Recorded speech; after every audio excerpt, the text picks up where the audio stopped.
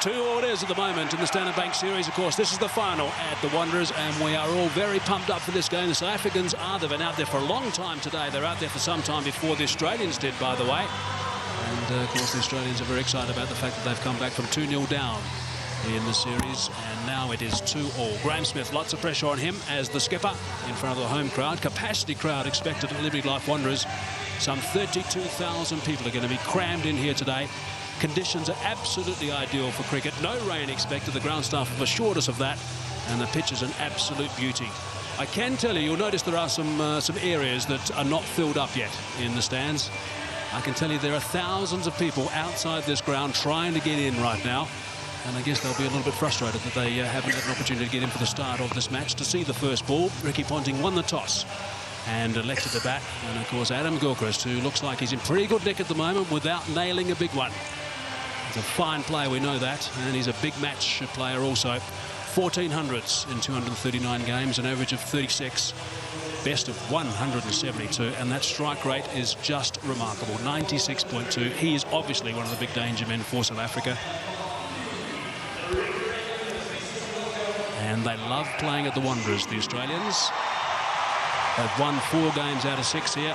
The memories are very sweet for them. The last time they arrived here, they played in the one-day international game, that is. They won the World Cup in 2003. And his partner is Simon Kadich, another left-hander. There's a whole host of left-handers around the place for Australia. Just playing his 38th game now, average of 35.5, best of 170. He's got the 100 and a strike rate, a more sedate strike rate of 70. By the way, the average strike rates for the top order international players in one-day games is around about 73, 74. So he's pretty much on the mark. And of course, you get the odd player who is far superior. South Africa without Sean Pollock. That's a major blow. So it's Mackay Ntini who's going to be starting proceedings from the call at drive end. 28 years of age. And he'll be extremely keen to get stuck into the Australians. 129 games. Best of 6 for 22. Not that long ago, of course, in Cape Town. Had a pretty tidy economy rate. And in the series, the economy rate just a little bit higher than what we've seen so far from him. But he's a wicket taker. We know that. Alongside me, Pat Simcox. Good morning, Pat. Morning, Michael. Good to be here, and good morning to all the viewers, wherever you may be in the world. The scene is set, and just get the feeling from the people in the ground that this was the 2003 World Cup that they wanted. They wanted South Africa to play Australia. It didn't happen. They've got it now. This is the final. Mackay Ntini, first ball. And it's a good one first up. There'll be some good carry here at the Wanderers. I mentioned the track is an absolute beauty. It is a 10 o'clock start on a Sunday morning. It's a good colour, this track at the moment. There's no grass at all. It's a little bit on the dark side, actually, which is attributed to the soil here at Liberty Life Wanderers. But there will be, with the new ball, just a little bit of movement in the first 45 minutes to an hour. Just a little bit, which is what these batsmen are going to have to look out for. And there's a bit. Well, good pace. 141. Just a half a chance. Good carry we see there through to Mount Boucher. I guess there'd be a little bit of nerves no matter how many games you've played. Adam Gilchrist knows what an important part of the team he is. A lovely line and good length. Just where you need it. And look at the swing away as it passed the batsman. As always, catching will be critical, particularly behind the batsman. At the Wanderers.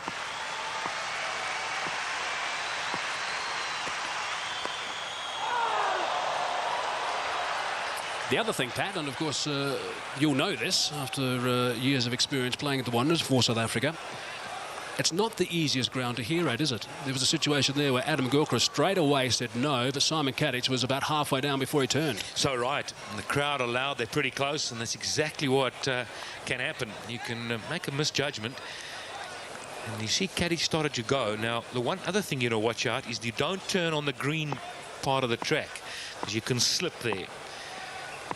Very difficult. The ground is in remarkable condition. Looking for one, not there. The other thing about the Wanderers, now this is in the Highveld, playing at altitude. The other thing about the Wanderers, particularly when you come from the coast, for example, like in Durban the other night, on a bit of a drier track than what we've got here. As you can see, that ball just seam a little bit in and inside edge onto the thigh. If you're not attuned to conditions right at the start of this game, as a batsman, you can be just a little bit rushed because the ball does certainly come on a little bit quicker. There's a bit more bounce as well, as you can see with that Hawkeye graphic.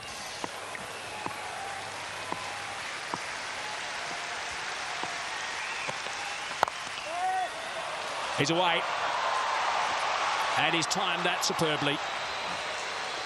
Well, he just said value for shot. You get it here at the Wanderers. It fairly flies off. Gilchrist will feel much more settled. Mackay-Ntini had to pitch one up a little bit more, just to see if there was any swing and if there was any movement off the track further up. That's first prize, of course, get the man forward. And as Gilchrist didn't really push forward a long way, just a little prod. Made sure he middled the ball.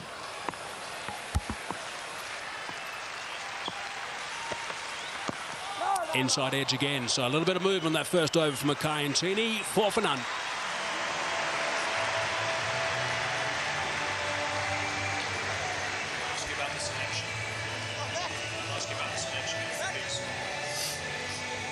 I would suggest the ground is probably around about 2/3 full. Bit of movement for Andrew Hall, bit of swing, bit of movement back in towards the left-handed Kadic. Of course, Andrew Hall grew up playing his cricket on this ground and played a long while for the home side here. So he knows the ground, the conditions pretty well. And he revels in challenges, does Andrew Hall. So he'll be feeling pumped up. He'll know how important this is. He's experienced as well enough to know he's got to get the ball in the right area and create pressure early on. Don't let the Australians get away. That's what he'll be thinking. He'll love this, Pat. He'll love this opportunity.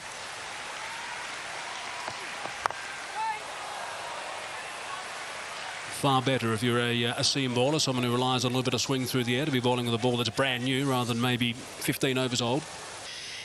It's a kind of field where you feel there's large gaps, and if you know what you're about, you can almost run on the throw in certain areas. And over 50 overs, you maybe pick up an extra 10. Tucked around the corner, so Kadic off the mark as well now. It'll just be the one. Now, what about this team selection, Patrick? Australia unchanged. Team selection for South Africa. The brains trust of the South African side spent about 25 minutes in the middle of the Wanderers before this game got underway, before the toss, deciding which way they should go, whether they should play the spinner Peterson or the seamer Johan van der Walt. Yeah, I was surprised that Peterson didn't get selected. I always felt the Wanderers offers a little bit of turn, not a huge amount, but just to change the pace a little bit. But of course, without Pollock playing, I probably felt Van der Walt strikes the ball pretty well. And he's the kind of bowler that can take 3 or 4 very quickly. So that's where they've gone for the seam option. Also 2 slips for Andrew Hall. Certainly some hurry there from Hall. Yeah, there was always going to be. It's an early start, 10 o'clock, and it often happens.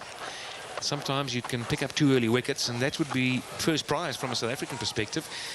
Both batsmen will want to just survive, make sure, don't worry about the runs too much, just get in. But there you see the bounce as well. That's what's doing them. It's not only the lateral movement off the track. 2 slips in place.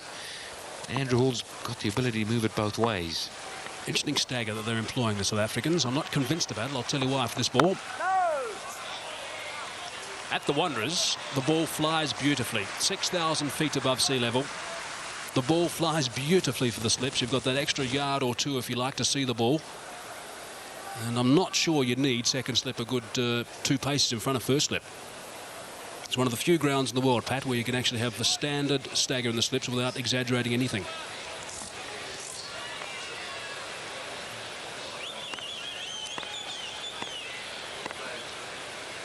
One off the over so far. Almost chopped it onto the stumps. It's gone just about over the top of off stump. Good stuff from Andrew Hall, 5 for none.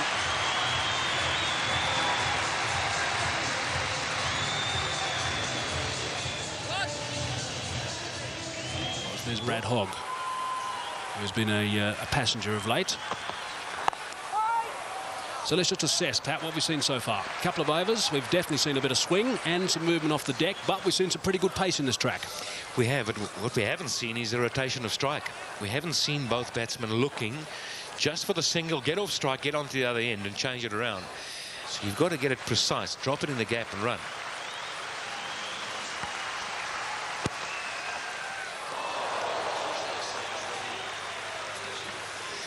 Mackay is employing a 7-2 offside field. 7 men on the offside. There they all are. So he's got to stick tight on that offside. It comes too straight and gets worked away. It'll be an easy 2 square of the wicket because there's no one there at all. And the danger, of course, is if you err, you don't want to err too wide because left-handers just love the cut.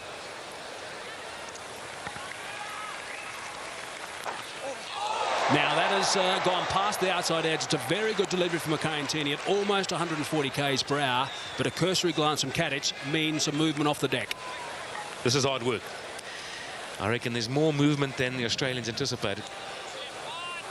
Plenty. Very encouraging.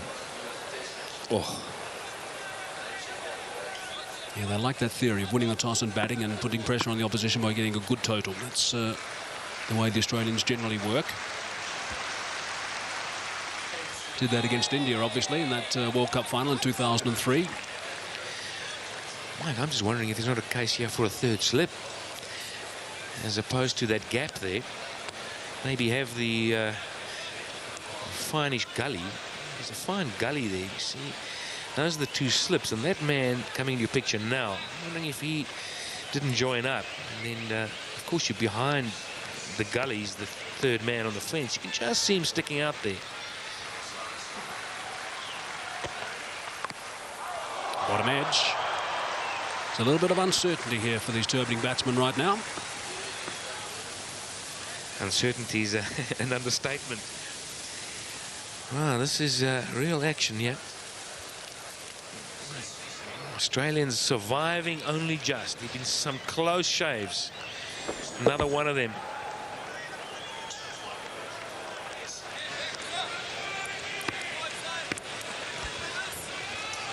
Five dot ball so far from Mackay and Tini. It's a good start from South Africa. And they're just going to round off for the single off the last ball. 6 for no loss.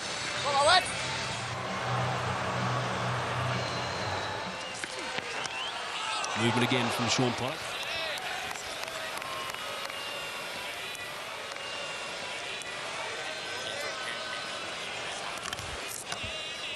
Correction, I guess quite a few South African supporters would be wishing it was Shaun Pollock. It's not, it's Andrew Hall, but he's doing a fine job at the moment. Just love watching Andrew Hall when he's pumped up, the adrenaline going through him. You watch his follow through. I was all the way down. He really gets in the mix. Loves the battle as Andrew Hall. Just backward a square this time on the leg side. They're going to pick up a couple. Average score, by the way, batting first in day games here at the Wanderers. 235.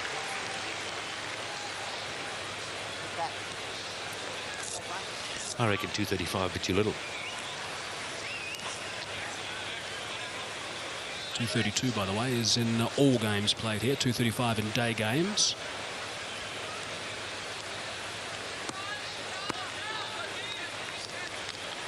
Two all with the bottom line. South Africa versus Australia here.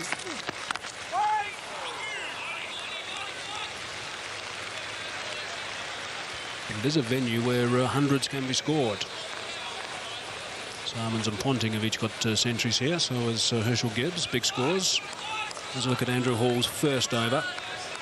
Right on the money, first up from Hall. Just look at the bounce. He's not a tall man as Andrew Hall. He's getting plenty of it, hitting the right area, the right length. No singles taken as yet in front of the wicket. No drop and runs.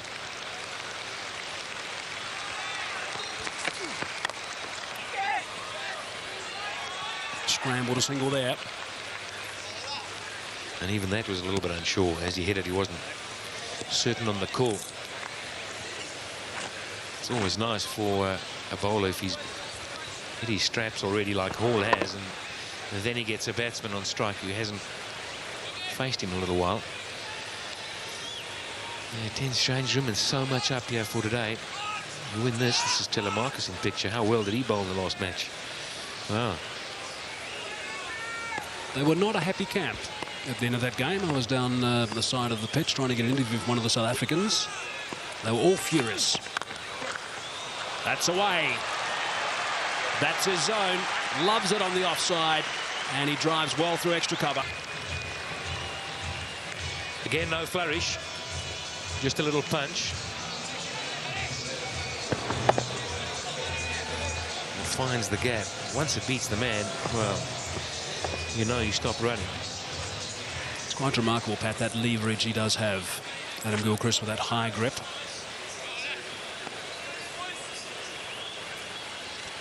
And the high backlift creates the momentum in the swing.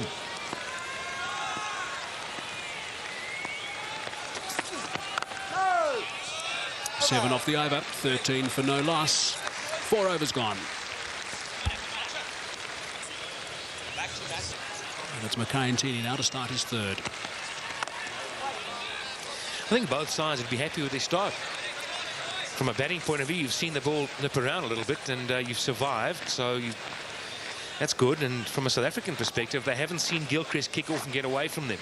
They're holding them in check. And remember, they had their weeks without Sean Pollock as the opening bowler. They've had to fill that role, so they probably feel, well, we're doing good.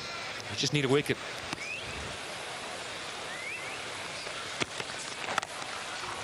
That's good stuff, Mackay-Ntini.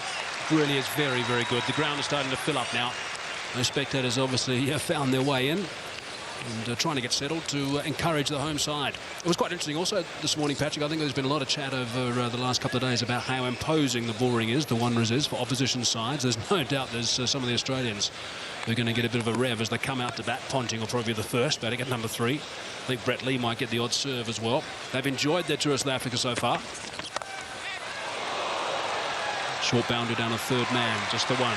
Roger Telemarcus down there.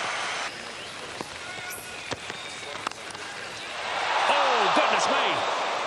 That was brilliant stuff by Herschel Gibbs. 2 runs the result, so that's good running from the Australians. He was airborne, couldn't grab it cleanly. Well, there was a chance. Those often stick. Played in the air, and anything going in the air, South Africans will look to take. But a half a chance, albeit a tough one. And just maybe this day, the final swings on those half chances. Gee, Pat, you look back at that the game in Durban, there was a bit of misfielding going on. There was some brilliant bowling right to the death from Brett Lee. 3 wickets, just going for 2 runs that last over. There were so many ifs and buts in that last game. You're right. Remember that one. Couple more runs here now. 7-2 filled. Always going to pick up 2, maybe 3. Kadich wants to come back for the third and does. Good running from Australia. Yeah, they've done their homework. The minute it went out square, they knew they could run on the throw. And the fielder had to run a long way around. And Van der Vaart getting around. No, he couldn't stop it at all. Good arm he's got. Not enough. Mackay-Ntini now. I think he needs to reassess this 7-2 field. He's been cut the minute he gone wide. Well, there's been 7 runs off the previous over from Andrew Hall, 6 runs off this one now with 1 ball remaining. That's what they're playing for. Australian team unchanged. Field also unchanged. 7-2. That's over the top. Couple of bounces for. It's a big over for Australia. Just a bit short from Mackay-Ntini. Rounds off to 10 from the over. 23 for none.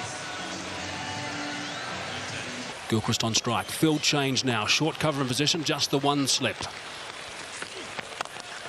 Straight drive for 4. Beautifully played. Right along the dirt track. They don't come better than that. He's in the drive zone and he jumped all over it. Andrew Hall getting it up there. The ball will get a little bit older now. The lacquer will come off. It won't swing as much. So you've got to get it up there just a little bit fuller and ask it to swing. But look at that. No running. Once he did it, just stood dead still. He doesn't appear, Pat, to me, to be trying to hit the ball quite as hard at the moment, Adam Gilchrist.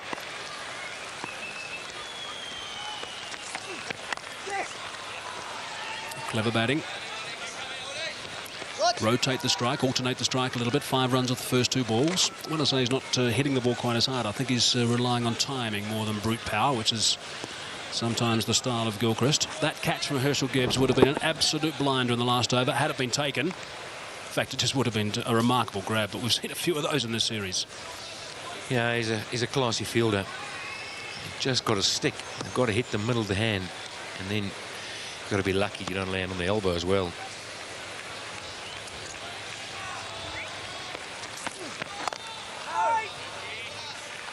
It is noticeable now that Andrew Hall is around about 130 k's per hour.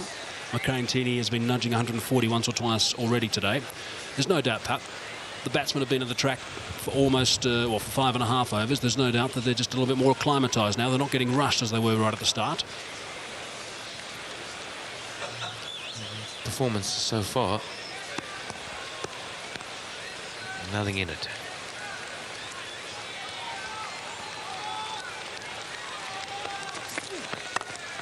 Straight again. 4 again. Well, you can clearly see it's a good batting track. Ball comes on nicely. Good for driving. Some thought it might be just a little bit slow in the beginning, and it may have been. But that big contingent of Australian supporters that have come out, they will be loving this. Closing the face on the drive as Kadich, making sure that there's no outer edge. Look at that. It's clever batting. Man at mid-off as well. No outer edge and playing straight.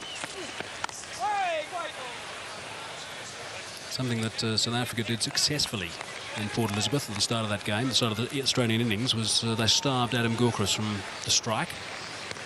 They haven't done that today. It's about 50-50 strike between Kadich and Gilchrist right now. He's always there and thereabouts, Andrew Hall. He's a little bit quicker as well than he looks, if you haven't faced him before. Bit of a rushed action.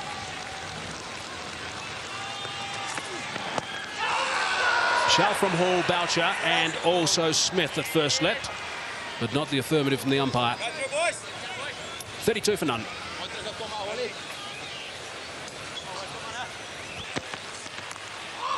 Inside edge past that leg stump. That's a bit of good luck for Gilchrist. And 2 more. Yeah, the point I was making, Andrew Hall's normally your backup bowler. Now you start to have people coming into the side who will feel the pressure and the strain. It's so much easier to bowl if a couple of wickets go down. You might have actually picked up the exasperation from Gilchrist through the stump, Mike. It was another very good delivery from McCain-Tini. The length key, that's what it is. It's not drive, and it's not going back. It's just in between. And his pace, you haven't got time to adjust. Terrific carry again on this track. It's a very, very good wicket, this one at the Wanderers today. Has been for the last couple of years. Chris Scott, the groundsman, has done an outstanding job, and his team, obviously.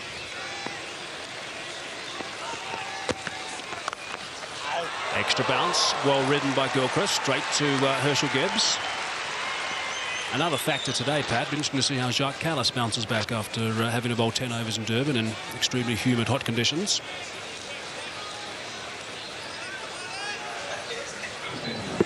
It's the last punch. Beats that man. It's gone. Well fielded, Herschel Gibbs. As it bounced, it spun a little bit. You adjust. A natural ball player.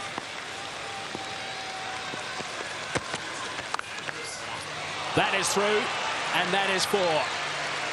It is the shorter boundary by, I reckon, around about 25 yards. Well, something's bothering him. I think it's the bat. He's not happy with it, but my goodness, why would you change it?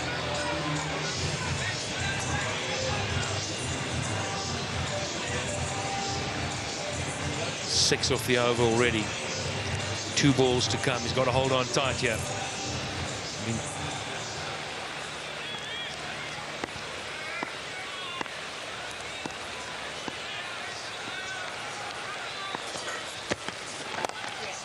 Straying leg side and another boundary. Mackay is a little bit all over the show right now.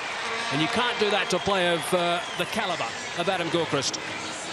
Well, I want to take Mackay side here. I think this field placing is putting him under enormous pressure. No! Loud scream of no from Gilchrist. And Mackay might be thinking pretty much the same. 10 off the over. 42 for no loss.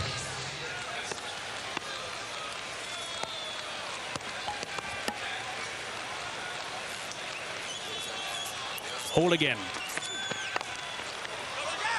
That's away on the leg side. Shorter boundary again, and that's another boundary. So 3 boundaries in the last 4 balls between Andrew Hall and also Mackay and Kadic has now moved to 18. Gilchrist on 28. And they're not going to miss out on anything. It's a little bit leg side. In fact, it's not. It's more like middle stump. It's still worked away. 46 without loss by anyone's standards is a good way to get off the mark here in an important match like this one. But boy, have they been lucky, the Aussies.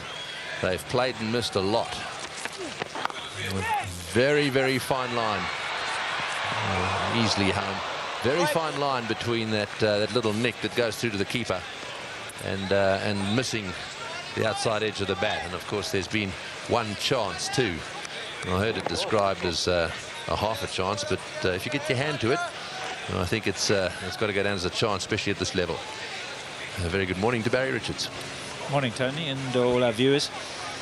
I just wonder what the effect is of not having Sean Pollock. He really is a steadying influence. And he's not there today, which is a great disappointment for South Africa.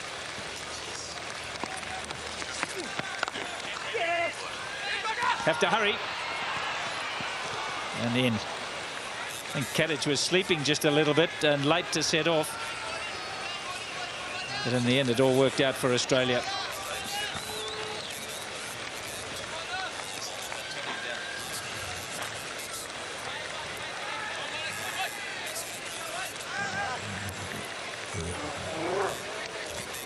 No real problems there.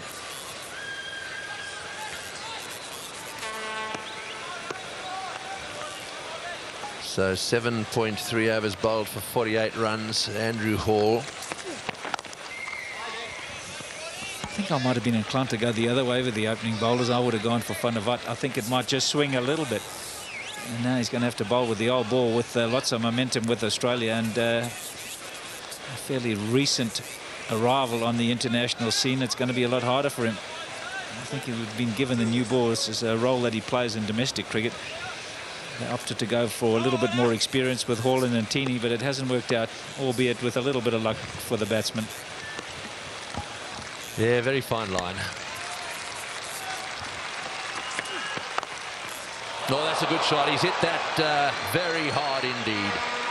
I don't think it was through the hands of the short extra cover. It went all the way along the ground, I reckon. That's the 50 partnership. Tell you what,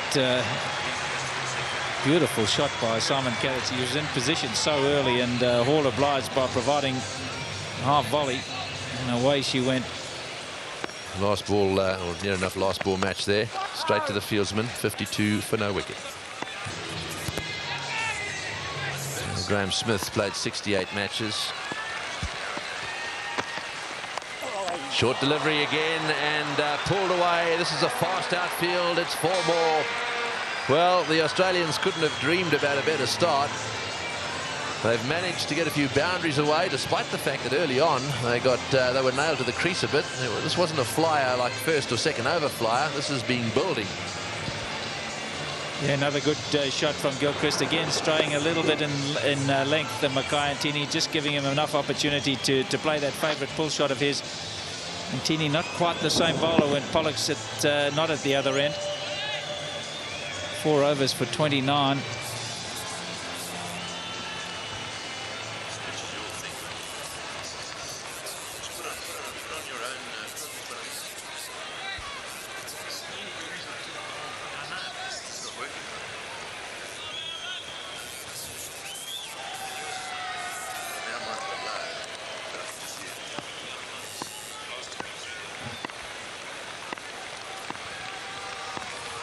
Adam Gilchrist on strike.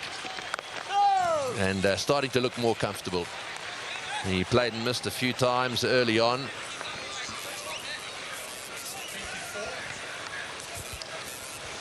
So different from the match in Durban. Adam Gilchrist has faced 24 deliveries, Katic 26. In Durban, the South Africans managed to strangle the strike from Gilchrist.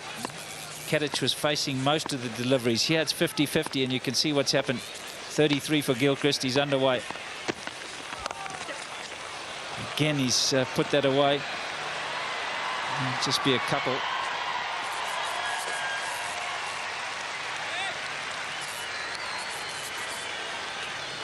The South Africans in this stadium have gone very quiet. This is not the sort of start that they wanted to see. They wanted to see a wicket or two early on. Unfortunately, the Australians have got away with a few plays and misses. And Gilchrist is now beginning to settle in. 35 off 25 deliveries. Gives you some idea of how well he's going. A fantastic strike rate. And Katic is almost at a run a ball. So they both... Oh, and that's so lucky. Absolutely no idea there. The ball is lobbed over the infield. Yeah, I think he premeditated a short pitch delivery. He was looking to hit it away on the onside, and Tini has fooled his man. He pitched it up. Gilchrist wasn't ready for it. Had to try and change his shot, and was very lucky to get away with it. I think he's setting himself. Yeah, you can see him. He's ready to play on the leg side, and it's just popped over Cover's head. South Africans have to keep telling themselves it only takes 2 good deliveries, and they're 2 down, and we're back in the game. Yes, this is definitely a case of fortune favouring the brave. There's another smash. They've got a sweeper back now, and he's going to do a lot of work if they keep bowling there. That's just a little bit too short. Yeah, 10 boundaries already. It's a fast outfield. I heard Pat Simcox saying 270. I'd feel a lot more comfortable if I was 300, and even then, if you don't, if one of your bowlers doesn't bowl well, you can go for plenty. And the talisman that South Africa rely on, Sean Pollock, not playing today. Well, straight down the ground, and that one will go for 4 as well. 6th boundary off Mtini. It's 65 for none.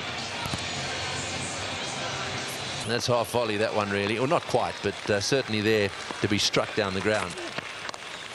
They are very, very aggressive, these two. And already no slips. Graham Smith opting for a short mid-wicket and a short fine leg.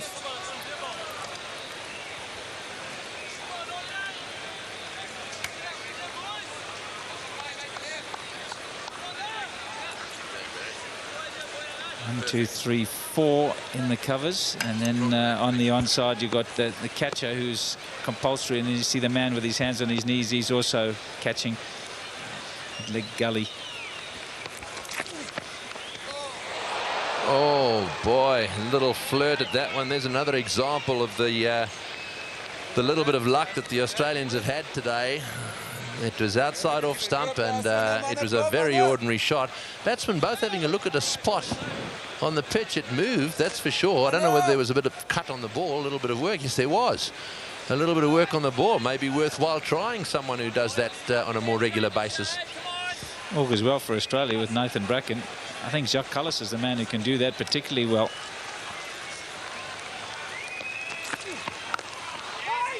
And he's tried it again, and that's what you've got to do when they get some momentum. Mix up the pace. They're looking to play on the up. There's the man who can bowl those cutters, and then he intersperses it with a really quick delivery, powerfully built, gets through the crease very quickly. So a good bouncer from Jacques Kallis.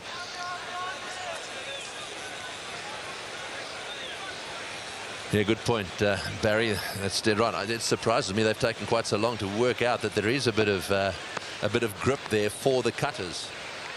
It's something that you need to find out early on when you're bowling. Oh, now he's getting stuck into them. He's bowling them almost every second ball. But it's taken them until the Australians are 60 for none to work out that this sort of thing is happening. Just watch this delivery. Pitches and look at it go. Yeah, it's a bit like a boxer, eh? In the first 3 rounds, he's absolutely pounded and he's got to change his game plan. But by that time, he's lost 3 rounds, so he's got a lot of catching up to do. He'll be pleased with it. Yes, I just wonder whether down the other end the same will apply. Mtini does not do much of that sort of thing. Oh, he's beaten him again. Well, there is a big message in what is happening, or what has happened in this over. That end, we will see cutters bowled all day. Now, I don't know whether this is going to dry out or this is a bit of dampness there, but the truth of the matter is that if that sort of movement is what the bowlers of cutters are going to get from that end, we're going to see a lot of them. Yeah, I think it will dry out a little bit as the day goes on, and you perhaps won't get as much purchase, but it's certainly gripping.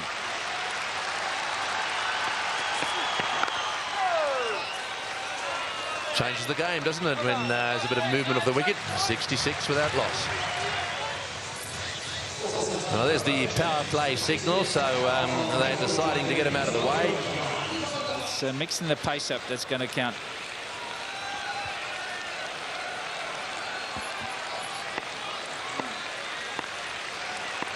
Right, Van der Poel.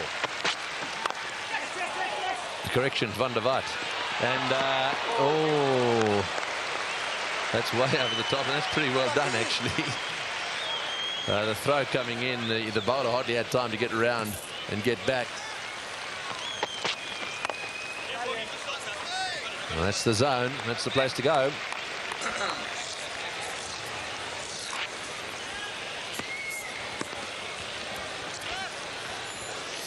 Yeah, they were a bit anxious, the South Africans. It's taken them 9.5 overs to realise that this is the way to go. Another play and miss. And a third one. All fizzing off the wicket.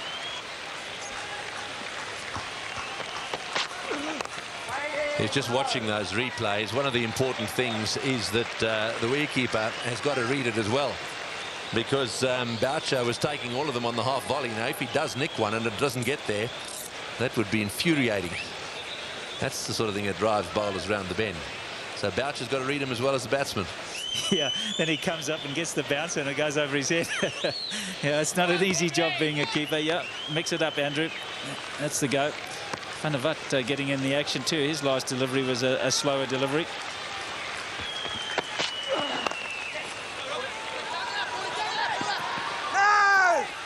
Quite right. Well fielded.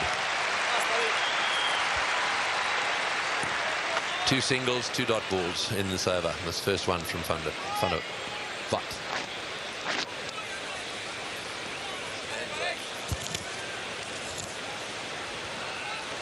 Yeah, that's the area that Simon Kadich will be looking for. There's a big gap.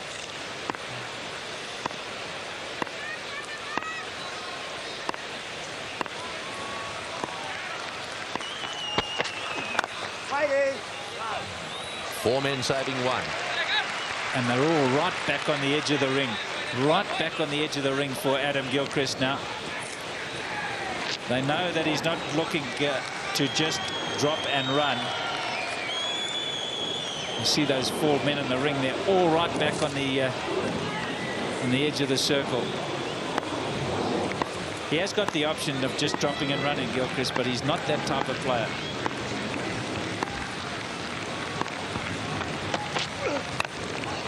Oh, he's got that away down towards square leg. Didn't exactly go up the middle of the bat. I would settle for that over. For starters, 3 singles. That's it. The score 69 for no wicket. And they're off to a flyer.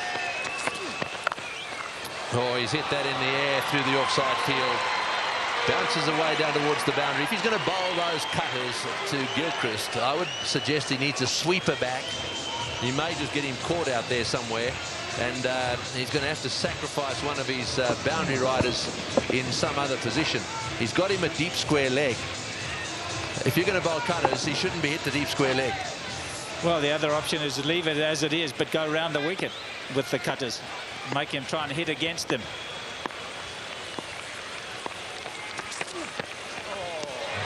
Oh, there we go. You see, that's the line he's going to bowl, and that's the shot Gilchrist's going to play time and again.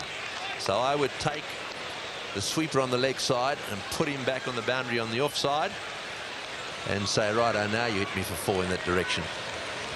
Yeah, good call. He's having a bob each way a little bit, Graham Smith, with he's almost setting a field for bad bowling, in that he's trying to cover leg and offside, and that's a very difficult thing to do as a skipper. You get the line right, you can protect one side of the field.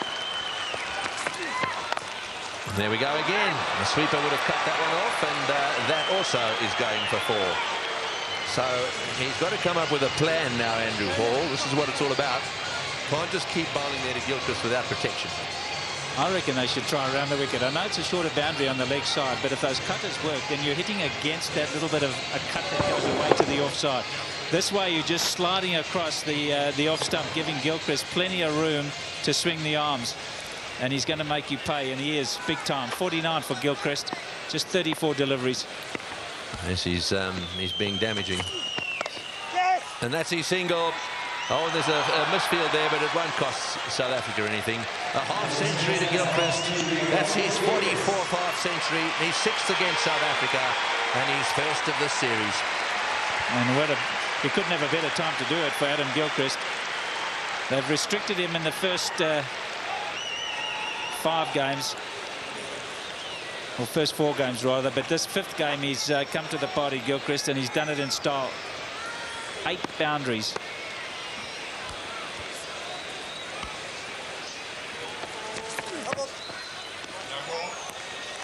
No ball. Well, they've been pretty good in this department, both these teams, at nullifying things like no balls and wides.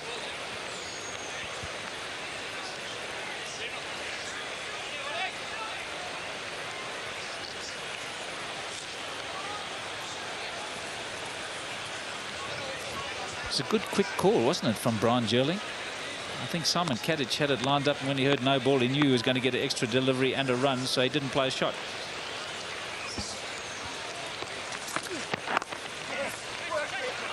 Well, that's a little straighter, and of course played away on the onside. It's a little bit different when Kadich is on strike. Not quite so damaging as his partner down the other end.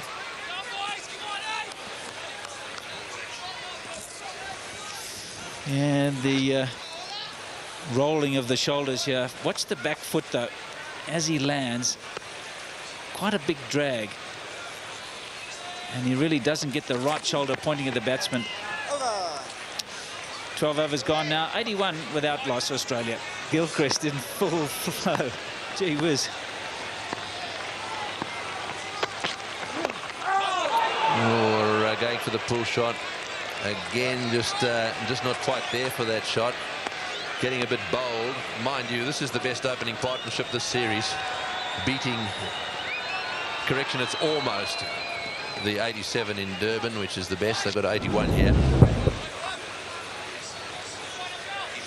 Just a little bit high and perhaps down the leg side, but a little bit of encouragement from Van der Walt. He looks to be the best bowler in view so far. Just down the leg side again. Again, the slower delivery. Well done, Johan van der Walt. He's thinking about it. He's got a good line going, and he's also changing the pace up.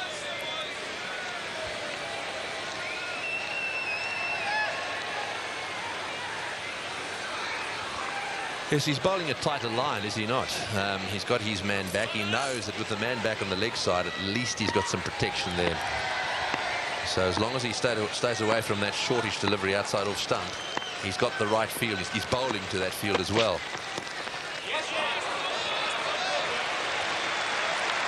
A little bit of extra bounce too. That lasts and over with a bit of pressure for the batsman.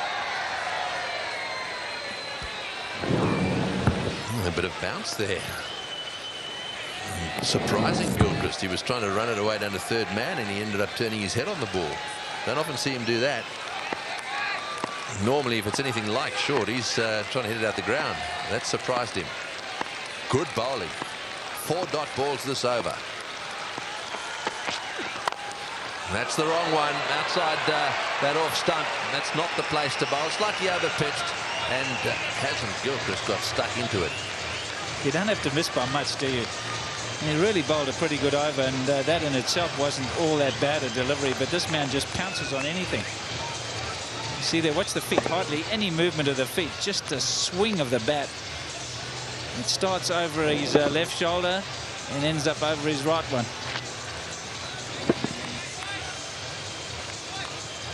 And not many, probably Brian Lara comes to mind, who swings the bat as far back and as far forward as Gilchrist. Yes, boy, there's not a negative bone in his body, is there? It's all aggression, that's for sure. Right, he's on strike again. Got 54. That's better. That's the line. Well done. Only one little slip up in that over. 85 for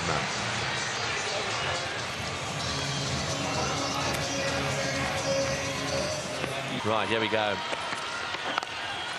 Straight away, a good length. Mind you, it is Kadich, not quite so nasty. Down the other end is a man.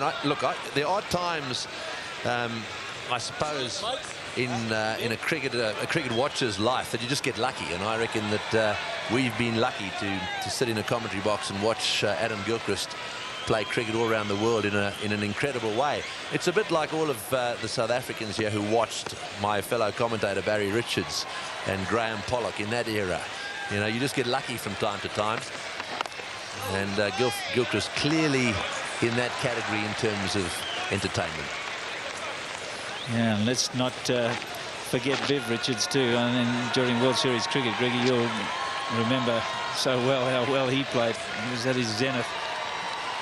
But Gilchrist equal to anybody as an entertainer. A good replay there, just looking at those white spots on the pitch there.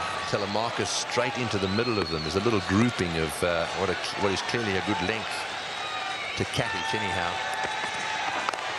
I think that's probably what he's got going for him. He's one of these guys that doesn't make too many mistakes with his length. Yeah, and he's a bit of a skidder. He's on a bit quicker than you think. And the ball's still relatively new. Just 13 overs old, so it is still quite hard. He skids on a bit to you.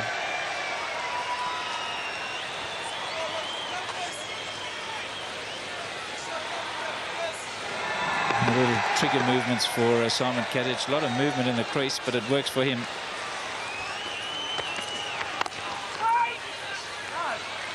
Kadich is getting stuck. What he's got to do is he's got to give it to Gilchrist, although this partnership has been such that they both, from time to time, dominated. Well, now he has something that they could look at. This one's gone to the covers. He's looking to get a single. I don't think it's such a bad thing. Ball 5 and 6 to go back a little bit. You prevent the boundary, but you might give Kadich the single, and then you deny Gilchrist the strike. And I think they need to look at that. Get those men in the circle back a little bit.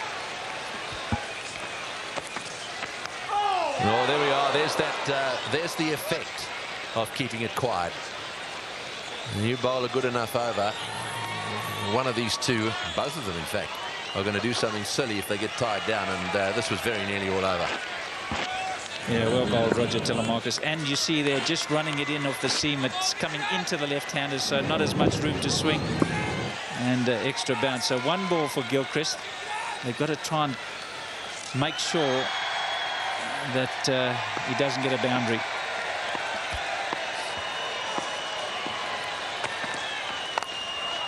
That's well bowled too. At the current run rate, the Australians are going to score 307. It's 86 with that loss.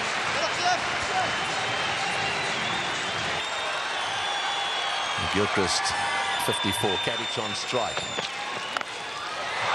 Oh, and he's hit that magnificently. That's gone way up into the crowd. Well, Kadich has been bogged down just a little bit. Gilchrist has been doing the attacking, but he doesn't often settle for that. And this is an example, a superb cricket shot. In the commentary box now, Mike Haseman, and alongside him, Darryl Cullen. Outstanding shot, just outside the line of off stump. The bigger boundary there, and obviously looking at the bowling of Johan van der Vaart so far, the first couple of overs, he did a very good job, and I think they might have decided, okay, we've got to break these shackles here and just try and get on top of him here. Nicely bowled, nice comeback delivery from Johan. Took the airborne route. First ball the over. And there would have been cries of catch it at some stage, but all of them would have come from the crowd. And he did catch it. Morning, Daryl. Good morning, Mike, and I'm sure he's wondering how the players out there at times get to drop them. Pretty easy game, isn't it? What's the fuss about? Leg side, that'll be exercise for the umpire. Well, they're having an attack. They're bleeding here, Mike. Someone's got to stop it pretty soon. Look at that. How comfortably did he take it as well? Celebration all round. Drinks definitely on him. So 6 off the first ball, dot ball the second, wide the third. Run rate at 6.49.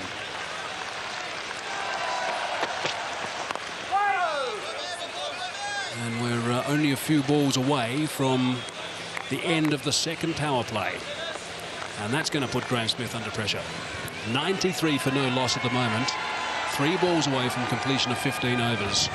Does Smith call for that third power play straight away, which is a block of 5 overs, where only 2 players are allowed outside the circle? 14 fours and a 6 already in this innings.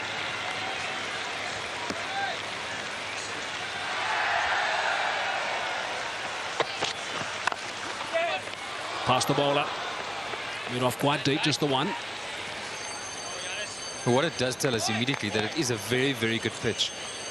Not much movement early on. South Africa, well, they've lacked and they've missed the consistency of Pollock just to keep the lid on things. But you've got to say as well, these two played superbly well. Just wonder if Mackay and Tini bowling to 7-2 field. That was perhaps the option early on, or perhaps Van der Walt with a new ball instead of Hall. Should have gone to a plan B. And I guess that one's quite simple. Just bowl around the wicket and try and tuck him up. That's what Johan van der Walt did in the first over to Adam Gilchrist. Tucked him up quite nicely. And he has been just changing his speed from time to time as well. 67% in boundaries. On the bounce.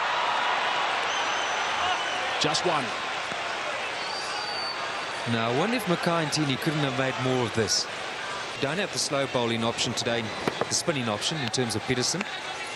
Graham Smith may have thought that, gosh, that would have been welcome. A change of pace. Yeah, that's just another view from Mackay and Tini's end. Yeah, he's backpedaling there. He's not really attacking the ball. 9 off the over, 1 ball remaining in the 15th. Bit of a knock on. So 10 off that over from Johan van der Walt. 96 for no loss after 15. Has gone 96 for 1, and the third power play has been taken. Quite a discussion actually at the change of that last over. Now this is a bit of a gamble, Daryl. Yes, Mike, particularly with the mood and form that Gilchrist is in. So I guess it's quite simple. The two Australian batsmen were thinking, okay, well, they've gone for that. There's only 2 men outside the circle. Let's make sure we capitalise. And Gilchrist strike rate now 128. Kadich also healthy at 80. Well, it's just another further point which argues against this power play option. Because some captains, I think you may be alluding to, perhaps would have not introduced it now, but then at some other stage you've got to get it out the way. And if they're just going to go for it, irrespective of a match situation, why bother with it?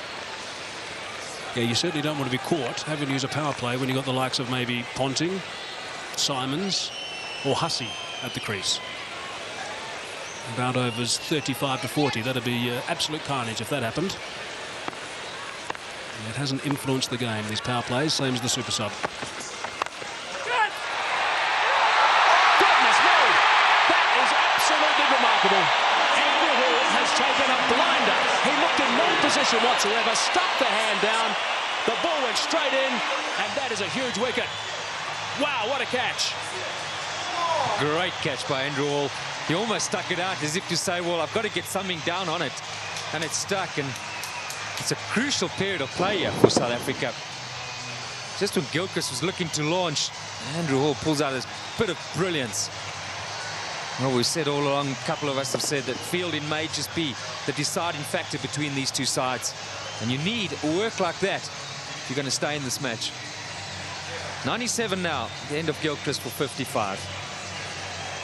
Australia have lost their first wicket, which brings Ricky Ponting, the captain, to the crease, playing in his 250th game in one international cricket for Australia. Only 2 ahead of him.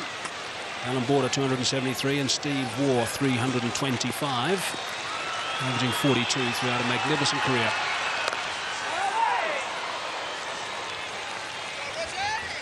Well, he's no stranger to the big time and producing when it counts the most.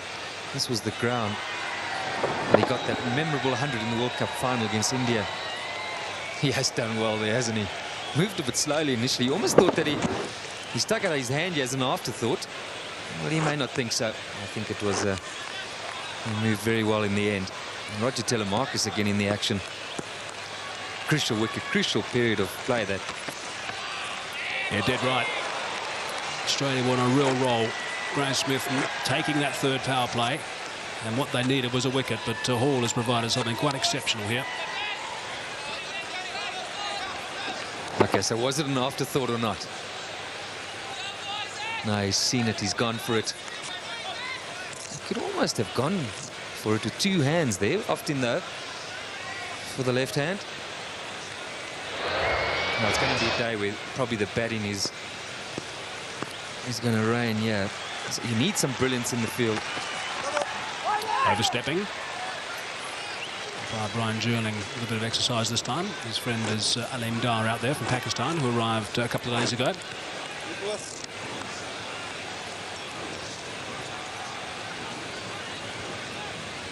It's all those little disciplines which are going to count a lot as well. Can't afford any extras in such a big game. And will we see another thrilling, exciting finish here, Mike? My initial thoughts are we probably won't. They've had a tough series so far. And you get the feeling that if things go one side's way pretty quickly, it should really be a convincing victory either way. But can the players muster up enough energy, mental energy, particularly to take it to the wire again? Big players crucial on both sides. Callis back in the side for South Africa. It's often these sort of matches which are won by your most experienced and best players. He's going to be chasing a few today. You get that thought already. Good start from Roger Telemarcus. A no ball there, but some dot balls to finish after picking up the wicket. Second ball, 98 for 1.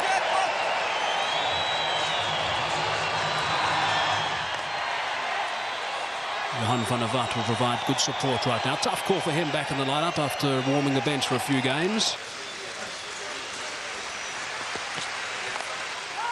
That's where you've got to be with Ricky Ponting. First up, just good sound bowling, tidy line and length. Well, if you can get it somehow just to come back at him, because he does walk a bit initially, doesn't quite get the feet going as such there. That front pad's right in line with off stump and outside. Play to the line on that occasion, but from there, if you get it to straighten, he's almost on the move, really. He hasn't really got a big striding. You've got a chance of getting him out LBW early on.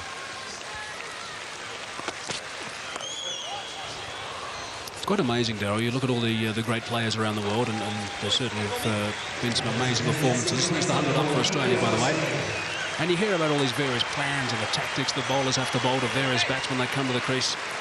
Most of the best players around the world, it's basic cricket, isn't it? It's just doing the basics right, tidy line and length, unless you've got someone who's a little bit suspect with the short ball, I suppose.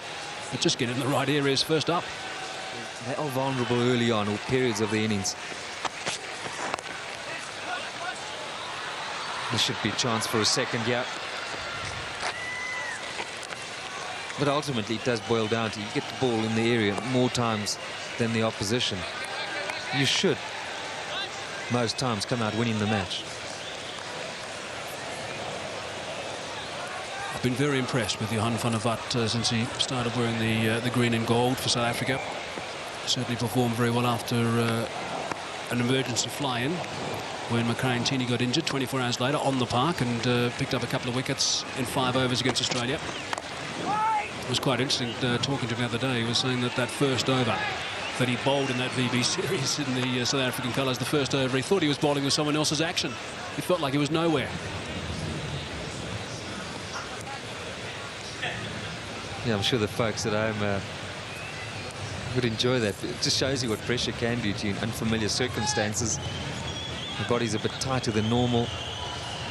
I remember seeing that when that first ball he ran in, it just didn't look like the Van der Walt that I've played against for many years.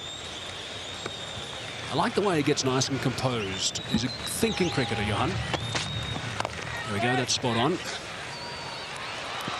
And really the single shouldn't have been taken, I guess.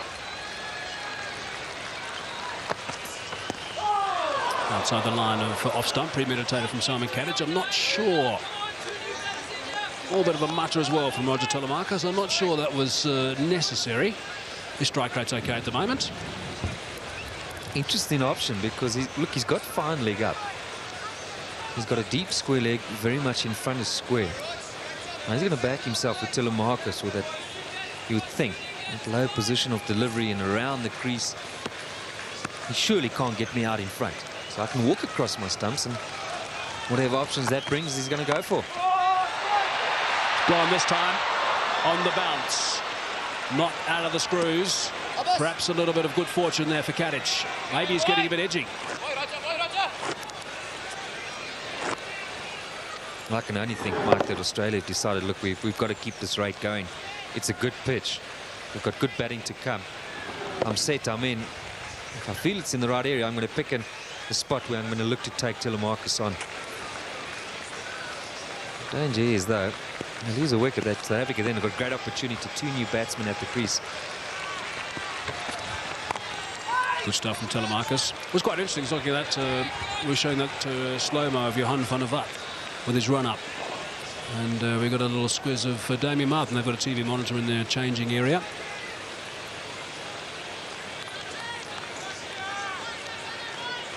It's a good over so far from Telemarcus.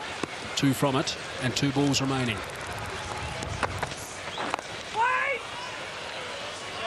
Well, this is what he's doing very good, yeah. Roger Telemarcus just ensuring that his lines are good. Back of a length with the change of pace. And you have to think there's not much other option here from a bowling perspective. In the air, over the top of Andrew Hall. And to the result. 4 off the over, 107 for 1.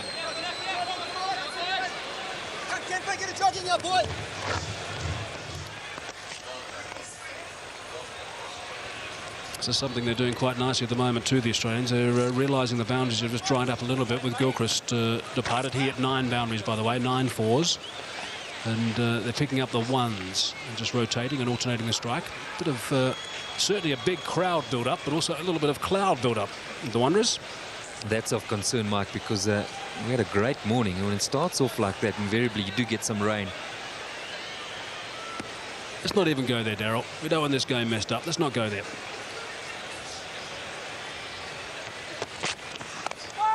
I did speak to some of the ground staff this morning, and they were quite confident. Obviously, the boys that know what's going on here at the Wanderers, they were quite confident there wasn't going to be rain later on.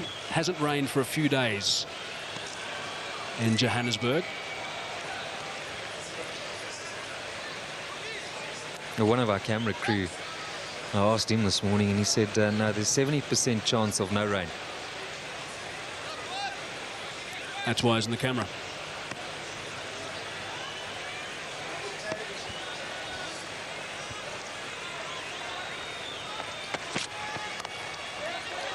Bright sunshine at the moment. And I've just been passed a bit of paper with some very good news on it. There has never been a no result in a one-day international at the Wanderers.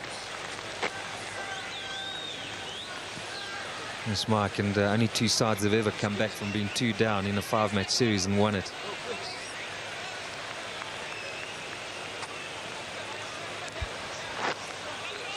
Are we tempting fate here today? Anyway, it's 2-all. Halfway through the 19th over, 109 for 1 at this stage.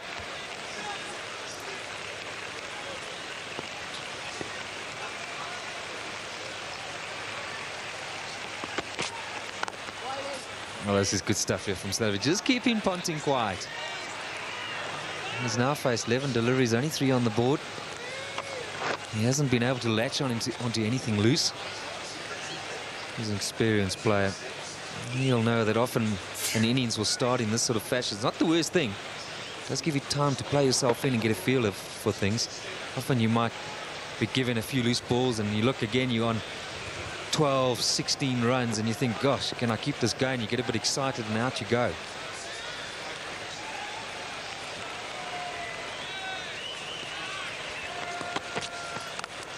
Slightly short, but he's picked out the man on the bounce. Bit of good fortune there for Johan van der Vat. How many more of those are we going to see today? That's probably the 4th ball that has dropped short of the man in the square leg boundary.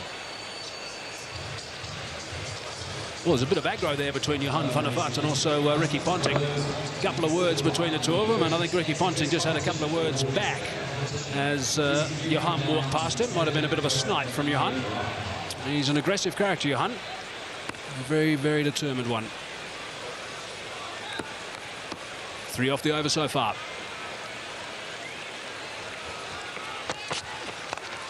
Slightly leg side, and there's no protection down there.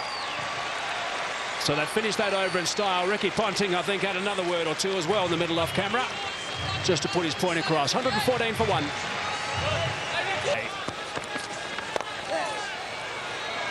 That's away. That's where Ponting wants them, and that's gone for 4. He will not miss out in that region.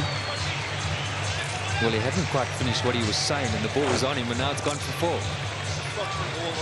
You don't want to put yourself in a situation just playing into Ponting's hands here. That might just get him going, get his adrenaline flying. Can work against him. But I think he's too good a player just to fall for that sort of stuff. Well, maybe a bit of desperation here from South Africa. And Graham's not just backing up Johan van der Vat.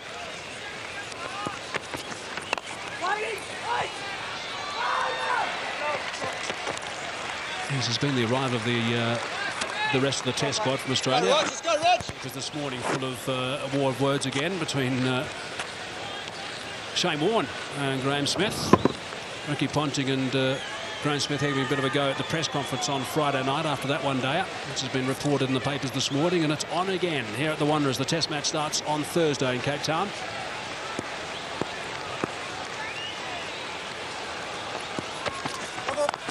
Overstepping again. I can report that the last comment I heard was Ricky Ponting's to Graham Smith, saying that in Australia we didn't hear much from you at all after the first game.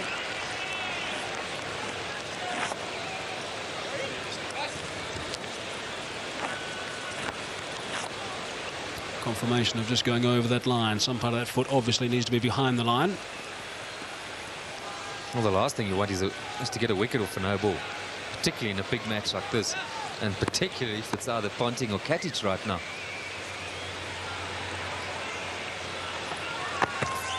Right ball. He's not happy with that, Roger Telemarcus.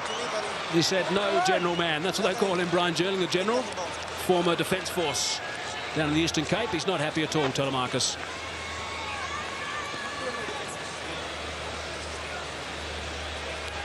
It was actually priceless, wasn't it? No general. Well, don't say that to me. Get back and bowl. This is what happened between Johan van der Vat and also Ricky Ponting. Bit of in-your-face stuff. Looks like it's a bit one-sided there.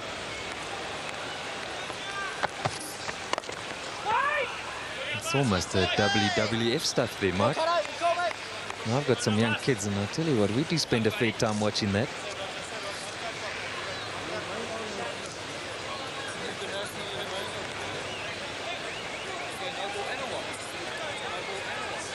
And Graham Smith is now having a long chat to Brian Jerling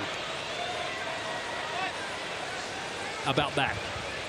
That's a tough call, you know. You can understand why Roger Telemarcus was a bit frustrated with it.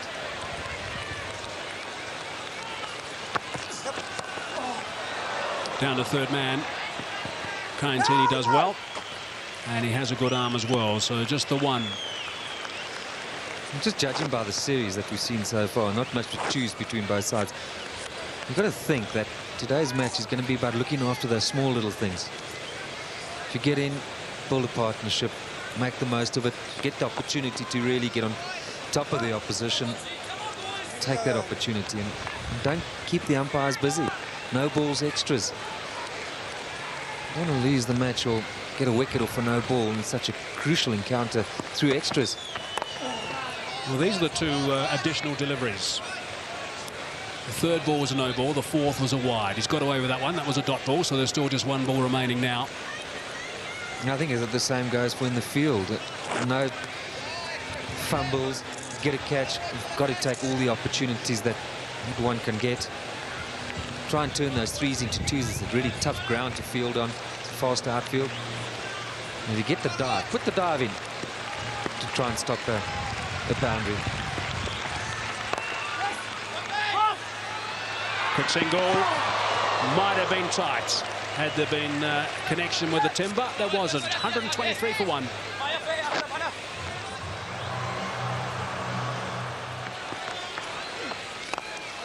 Well, half volley work down to long on. In the commentary box now, it's going to be Pat Simcox and Barry Richards. Thanks, Michael. I think he's been forced into this, Graham Smith, the situation he didn't really want to do. Mind you, it's not a wet ball, and it's not all that smaller boundary for the left-hander, so maybe if he can sneak through a couple, he'd be happy. Oh, not like that, he won't.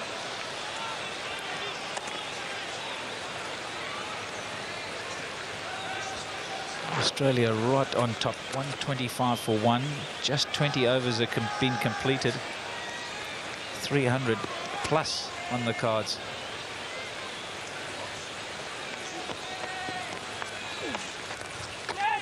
Bit of turn. And it's beaten him. Nicely played by Ricky Ponting. Using the pace, just going with the turn.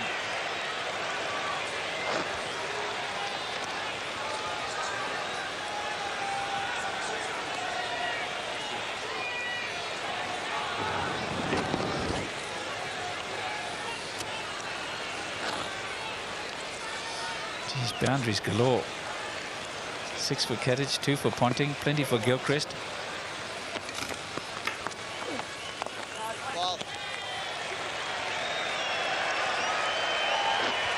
Ironic cheers for a dot ball.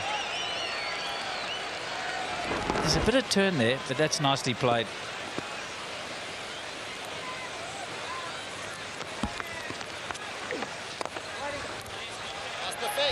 Yes or no, Pat? Bringing himself on. It is turning a bit, mind you. I thought it would, you know, Barry. It's been looks a dry pitch. It's a good wicket. The change of pace is very important. Just a single. Up until now, we've seen one-dimensional.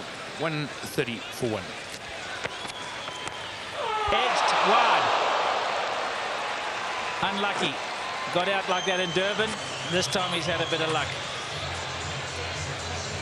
Well, could that be a defining moment in the day? You're just bleeding for a wicket. Outside edge, genuine nick. No slip in place, not that you can have one now. But Telemarcus, we've seen in the last match, got the ball to move off straight. Nicked a couple of batsmen off. As you mentioned, one of them was Ricky Ponting.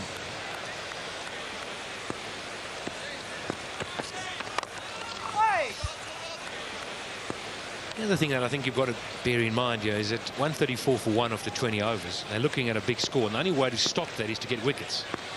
Just meander it along, it's not going to help you. So you've got to create wicket-taking opportunities. Yeah, on 16. Boy, are we missing him. It's like missing 2 players, not just one. And you've got a genuine match-winning batsman and a genuine match-winning bowler.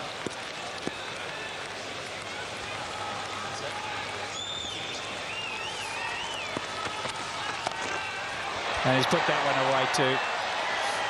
Just straying down the leg side. He plays the pull shot so well, Ricky Ponting. Just rides with it.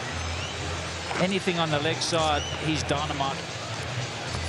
Well, Mark Boucher came up to the stumps, and immediately Roger Telemarcus had it come straighter. Outside off stump. He'd have a thrash at it. If he got an edge, it wouldn't matter. Oh! And he's flipped that one over the top too. Again, a leg side boundary. One short, one up. Doesn't matter to Ricky Ponting. I'm not sure it's a good move having him up. As you say, got to bowl straighter. And therefore, that gives Ponting, who gets a long way across, the opportunity. Watch where this one is. It's on middle, but he flips it straight over mid-wicket. It's a good deck. And when you're in, more often than not, you're going to middle it. But it's all action. Yeah, 3 fours in the over, 5 balls gone. Telemarcus, hands go in front of his face. 1 ball left. He's got to minimise the damage now. So well. But now, 1, 2, 3, 4, 5 bowlers have already had a turn at the crease, and Jacques Kallis has got to come on with 2 batsmen well set. I would have been more inclined to bowl him earlier, certainly when Ponting just came in, because he just bowls those cutters so well, and he's got a good change of pace and also a good bouncer. Now he's on the back foot. You call it right. First ball of his spell 2 nights ago got a wicket. Not understanding, Graham Smith bowled 1 over.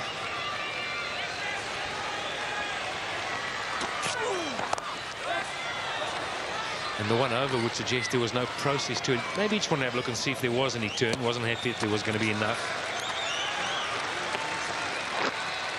But this man, with all his experience, must know that it's time. Someone has to do something special. And they've got to do it pretty quickly. They can just play from you, Pat. Just running it around, they're going to get 300.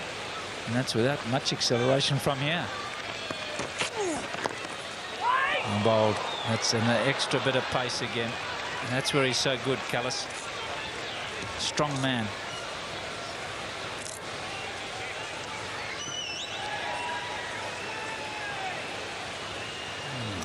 Very strong in his upper body.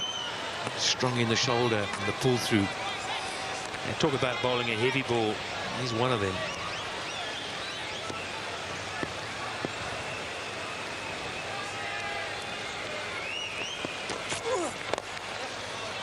That's a short boundary, but there is protection there. A lot of work to be done. Good fielding. Ricky Ponting so strongly, Barry. Just never misses out. That man on screen, he's got a lot of work to do. And there you see just a turn of the wrist to make sure it goes into the gap. He knows it's only going to be 2. Butcher does well. He's under pressure because they're going to be chasing a large target by the looks of things. You see, Jacques Kallis's natural ball is the one that goes away from the right-hander.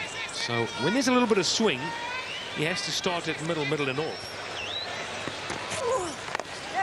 There we see, that's a perfect example of it. And that's why I think Telemarcus has perhaps got the best opportunity of getting Ponting out by running the fingers the other way. Not the off-break style, but more like a leg break, which goes away from the right-hander. And that's why he's got to be allowed to attack Ponting outside the off stump. Look at this, it's about on middle and off, and he plays it to mid-wicket, backs the eye all the time. It's the one that goes the other way off the seam that's going to trouble Ricky Ponting, and that's, you've got to set the field for that.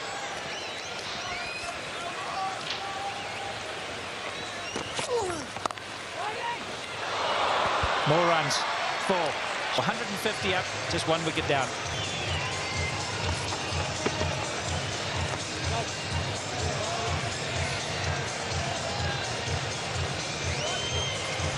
.21 fours and 1/690 out of the 150 in boundaries. Oh, well, he's found out that there's a little bit of spin at one end. Is there going to be a little bit of spin at the other? He obviously said to Jacques Kallis, which end would you prefer? And that's why Smith one end in the call it drive. Now he's at the duck pond.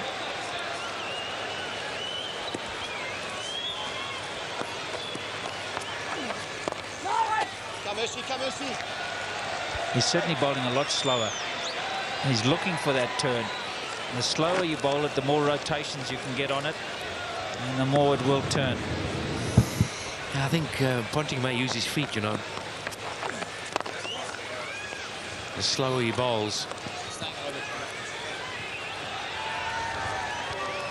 I think the point you made, though, from here on in, if they just meander along at 6 and over without slogging it too much, they're going to get a big score.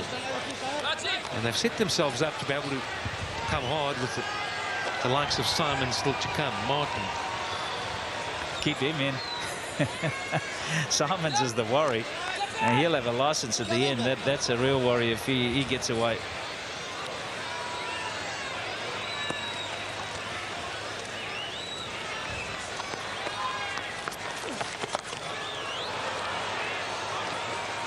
Lucky. Graham Smith, full toss. Should have been put away for a lot more than that. Just the single. Kadic not happy with it, and rightly so.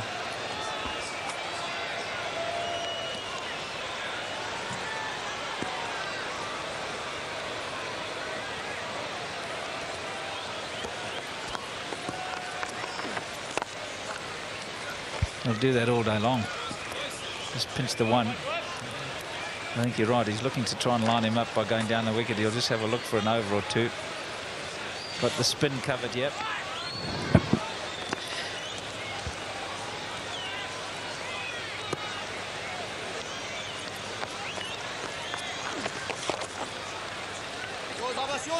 I never feel that Simon Kadic is the bloke that's going to go over the top straight, mid-on. Just maybe a thought of bringing mid-off or mid-on up and asking him to go over the top. Ricky Ponting's got both men back on the boundary, so he can just play down the ground and get an easy single. You see them very easy to get the single. Maybe risk bringing one in. There's the attempted quicker one, and Ponting won't miss out on that. Far too short. And so Graham Smith at the end of the over pays another heavy penalty. 158 for one.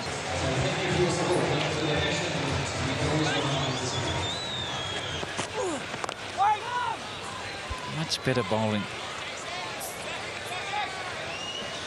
Do you think they really knew who they were going to go in with the opening bowlers? I think Intini and Hall, to me, wasn't the greatest selection. I think Van der Vaart, who does natural in-swing to two left-handers, would have been a better bet early on. I think they got the field placing wrong myself. And just allowed them to get away. But that's water under the bridge. You've got to pull it back now. Oh, and that was premeditated. Smashed away. Simon Kadic has decided that blocking's not the order of the day. They want to get as many as they can. Down the wicket. Don't often see that to Jacques Kallis. Well, that shows what a good deck it is, and he's got confidence to go down. Maybe we're being a little bit harsh. Maybe it's such a good deck that 300's par, Barry. Again, I think Kadic, I think, has got a license from his skipper. He said, Simon, you've now done all the hard work. You can go out and enjoy yourself, play a few shots, premeditate if you want to. And he's quite happy to do that. I think they realise that Jacques Kallis is the one man that can pull it back for South Africa, and they're prepared to sacrifice a wicket to get after him.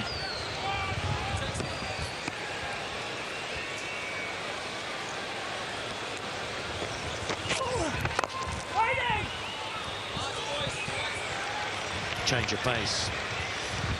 Mark Boucher pretty animated behind the stumps there, just having a walk around, chatting, talking to Captain Smith.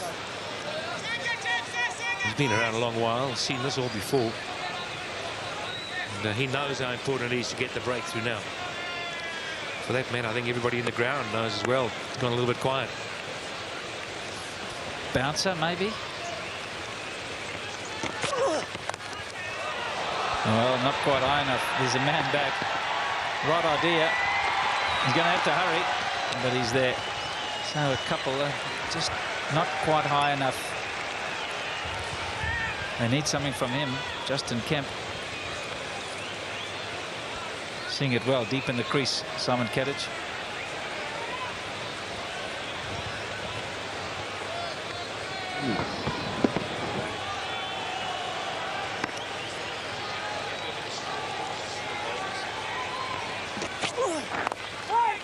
And a better one to end with. Australia 164 for one. Back from the golf course end. Tough job for him. Again, that's the way to do it. Change up the pace.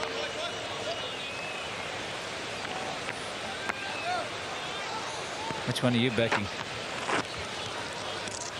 Well, minimum 6 and over from here on. 313. You get anything more than that? Tell you what, you don't keep it tidy. 8 and over is going to be hard to defend.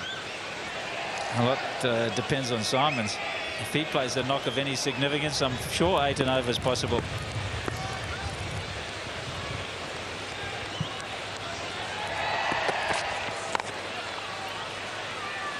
Better bowling. Graham Smith's going to have his work cut out to just work out who his bowlers are. And he's tried himself. He's bowled 2 overs. Both of them, one from either end. But Callis has bowled 214. And you'd think Hall will be a banker. Van der Vat's going to bowl through. Telemarcus is going to bowl through. Nantine, those are your front liners. And he's going to get 10 out of between himself and Jock Callis. And there's still 6 of those to go. That's where the problem's going to come.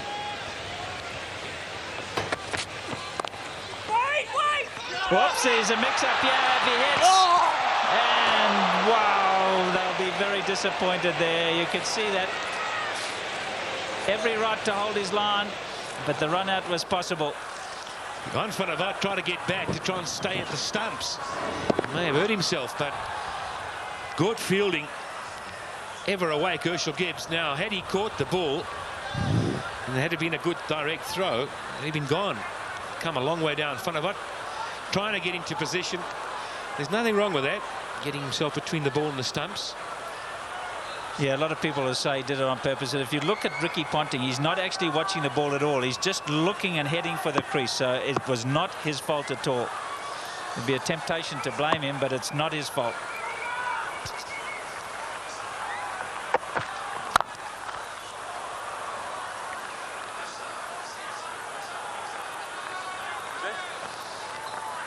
Almost every delivery a single take in the left-right combination, just making it really tough to hold your line. It's never easy.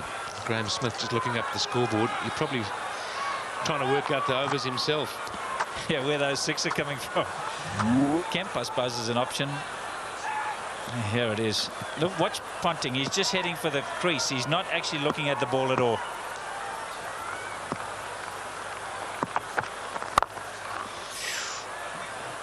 That's an area where I don't think there's anybody in the world who plays that shot better than Ricky Ponting.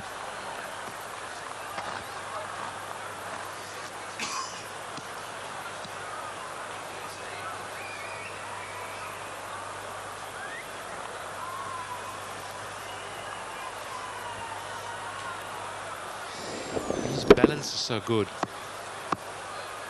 Yeah, the key is his head. It's so still when he hits the ball.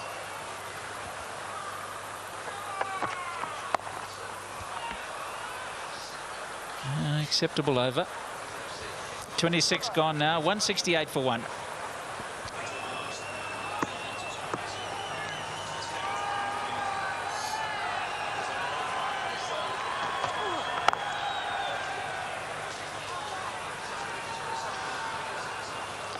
I'm happy with the singles. It's the boundaries that really rocket that scoreboard. Just felt now, with all the seamers that are bowling, they're all more or less the same pace. Callis and Van der Vat and Hall and Teeny. Maybe Teeny slightly quicker.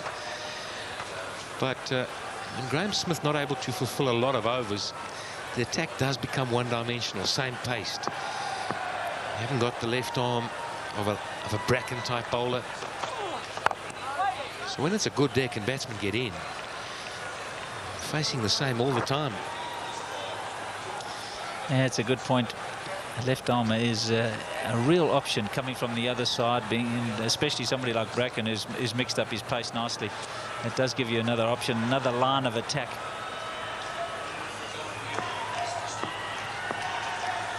Who's that?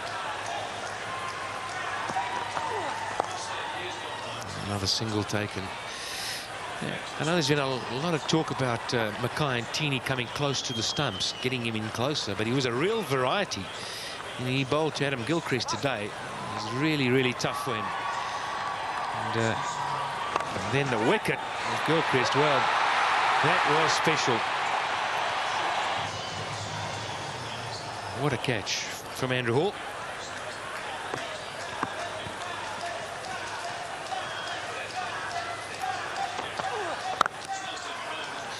single take. And the point I was making, though, Barry, is that when Mackay and Tini first came on the scene, he bowled wide of the crease. And he had Sean Pollock bowling close to the stumps. And for me, that seems such a good variety to have. They've tried to straighten him out as much as they can, and it's for very good cricketing reasons. But it doesn't take him into a real difference to the rest of your bowling attack, where Telemarcus still comes wide of the crease, and that's what makes him difficult to play. Oh, he's gambled. I think he's picked that slower ball from Jacques Kallis, and he's gone after the short boundary, and it's 20 rows back.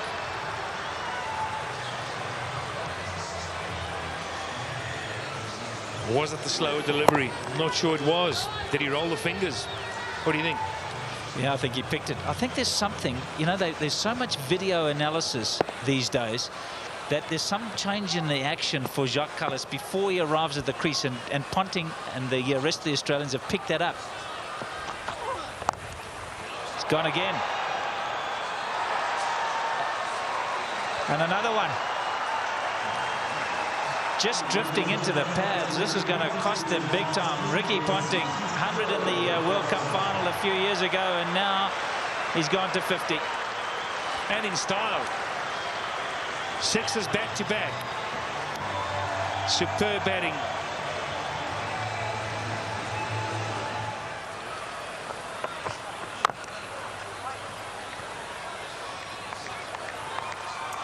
What about round the wicket? Well, I always said that to Gilchrist. I think there's always a case to go round the wicket to Gilchrist and have some protection on the onside if he wants to play the pick-up shot. And I just don't think our bowlers do it quite enough. Andre Nell, who's the best exponent, is not playing in this game. And I think they need to practice it as a variety when they get into trouble. Go for the block hole from round the wicket, jam them in.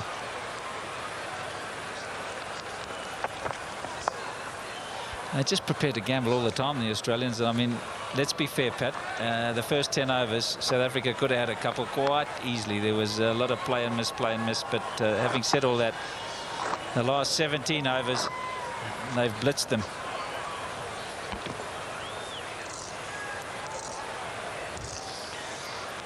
It's a good deck. Let's be pretty fair to the bowlers and to Graham Smith. He lost the toss. Good deck. And Graham Smith will always fancy still chasing it down. He's a positive man. That's the area. That is the area. It's actually much wider than you would normally bowl to any right-hander. A normal right-hander, you hone in an off stump. Look how wide this is. And because he gets such a long way across, Ricky Ponting, he's always looking for it. Yeah, you're basically forcing him to play off stump through the offside. He doesn't like doing it. Happiness is.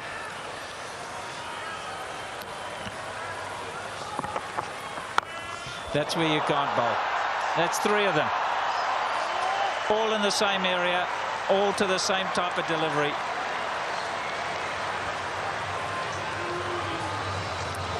So easy with so much time.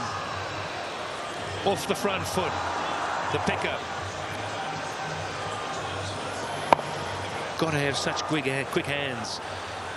Pick the ball early. You just can't afford to bowl at the stumps. It's got to be a foot wide.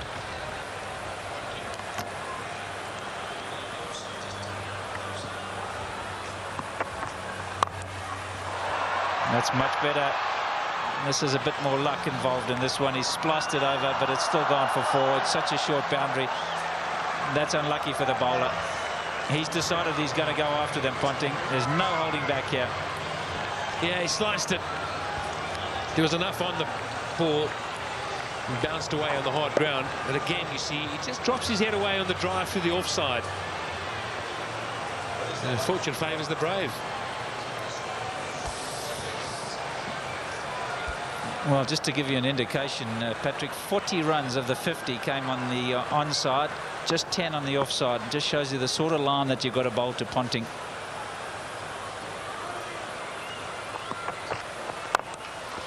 And that one he's hit in the air, and again picked out the gap. He's on a mission, Ricky Ponting, on a big mission. And that's to beat Graham Smith into submission. Make predictions. Perhaps we'll see the first 400 in one-day cricket. So 400, is that a possibility? Well, I don't think so. That's not going to happen, surely. Yeah, it's a long shot, Tony. We all know the game doesn't quite work like that.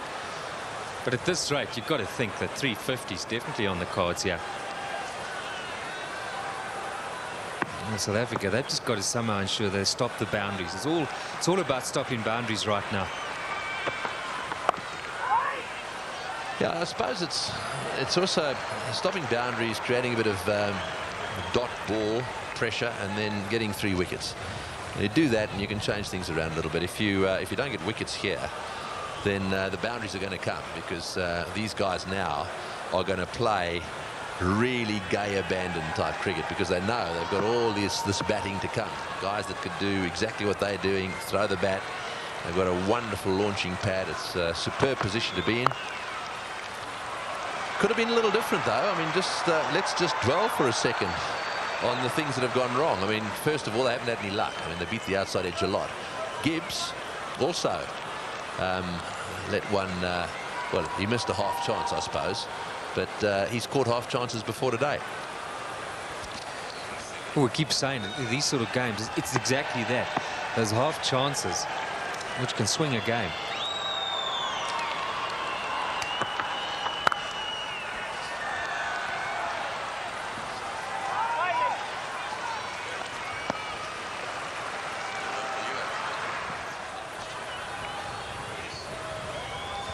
Adam Gilchrist would have been gone, and of course confidence would have gone through the roof. So very fine line in terms of the position they find themselves in now and what could have been the case.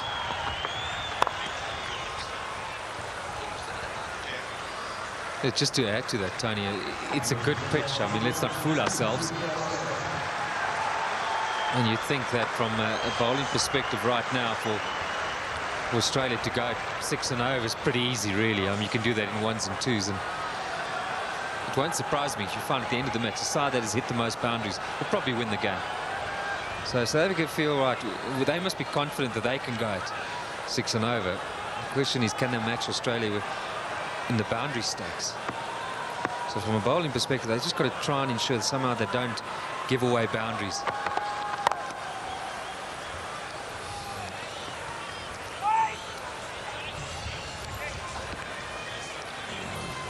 So that's the end of the over. It's 201 for 1.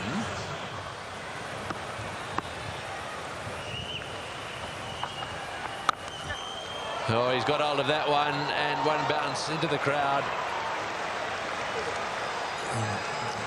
This is not a great time to be brought into the attack, because absolutely anything could happen. There's no way they're going to be playing themselves in. Have a look at that from outside off stump. He's almost flat batted that into the crowd. Oh, Katic is playing a bit of a blinder here. This is his way. He lets Gilchrist do it for a start, and then he comes into the action. Look at this, way outside off stump. And whack.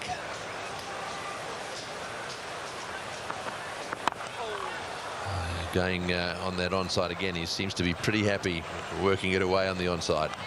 Well, just from our commentary position, that mid-wicket boundary for Katic, particularly him being a left-hander, is probably the shortest boundary right now on this field. And he's making his intentions very, very clear. If he's got a bit of width and the length is right, he's going to take you on exactly in this area. That it's a very, very good pitch, because you can swing through the line of the ball or cross it with confidence. Yes, and thinking about a second, no is the call.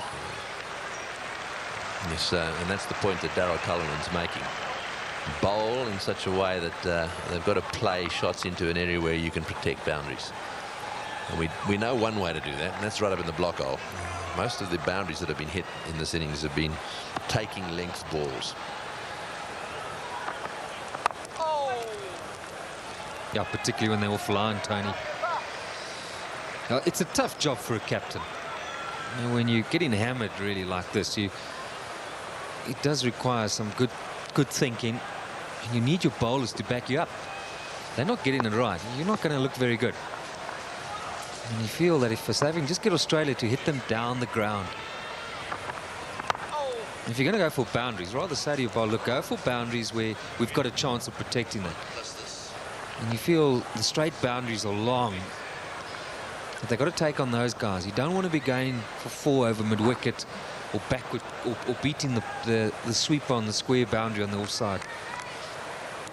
Because then you haven't got it right. You can only do so much. And when it's a good pitch, you've got to try and limit as much as possible. Sweeper coming into play there. That's the end of the over. 209 for 1. Oh, that's down the ground. It's going to go all the way. Don't worry about trying to catch that one. It just kept going. 3 or 4 rows back, but enough. This is a great shot from Ricky Ponting. He had a very quiet start, and then all of a sudden he broke loose. Makayantini straight back into things. It's right up there. Just showing us, and he can take on the straight boundary as well.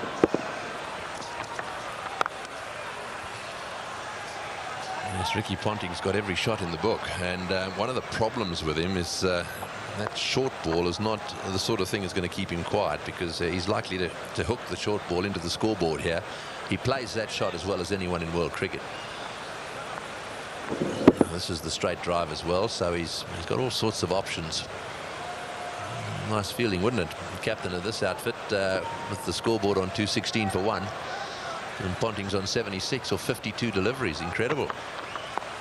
Katic is in the air. This is good. This is out. Yes, caught it third man. Actually, pretty well played by Katic. He obviously intended to get it down to third man. He hit it right off the middle of the bat, and it's gone straight to Telemarcus. You might have thought for a moment that he was looking to get it a bit finer. Played it too well in the end. The extra pace and bounce from Makayantini. Can this give South Africa a chance to somehow subdue these Australian batsmen? A well-played innings from Katic. Australia now 216 for 2.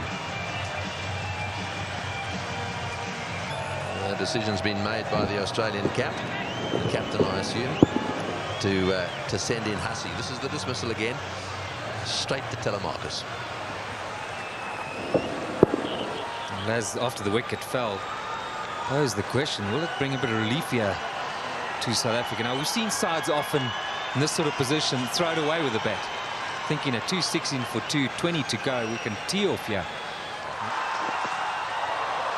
I'd be highly surprised if that's not what Ponting has suggested to him.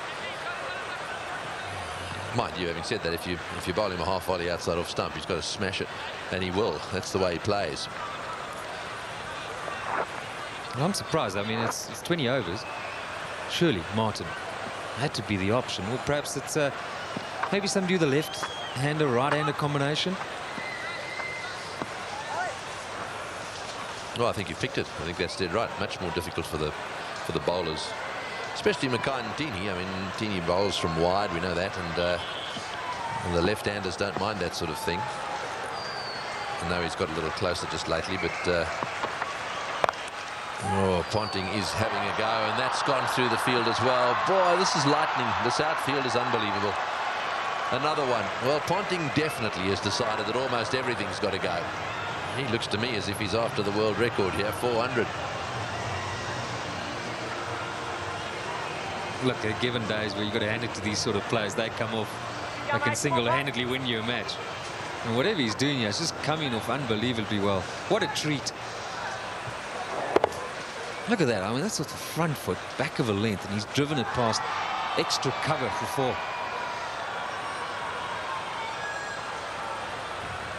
I'm sure they're sensing they're really seeing something special here today.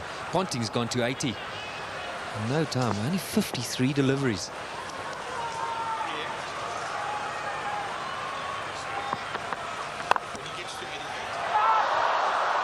That's well fielded. Right. Can he get a wicket? That's what he needs. That's what his team needs. It's well fielded. Also a good line. Just a bit on information on Ponting. Ponting is very fast, climbing up the list of runs made in one-day internationals. Obviously, he's one of those players who's played so much more than the generation before him. Currently lies in 8th position. Just gone past Dravid. And it's not far now before he'll reach the 9,000 run mark. And he's number 1 for Australia. That's 9,000 more than Bradman, Tony. That's right. I mean, you know, there'd be a few old boys that'd be. I tell you what, there'd be a few pretty good players like Viv Richards and co, who you won't see on these lists, who did play a lot of one-day international cricket. That's the point I was making. Obviously, Bradman is disappearing off the Test match lists in terms of runs made, and that upsets the old fellas. But you can rest assured that there'd be a few like Viv Richards who'd be saying, well, I may not have made 9,000 runs, but Ponting's not not that much better a player than guys like Richards.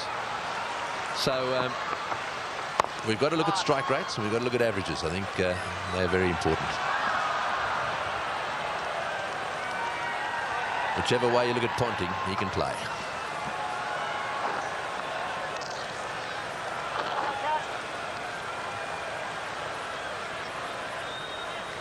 Yeah, what has always amazed me about him, he's not the biggest of men, but he does hit it well.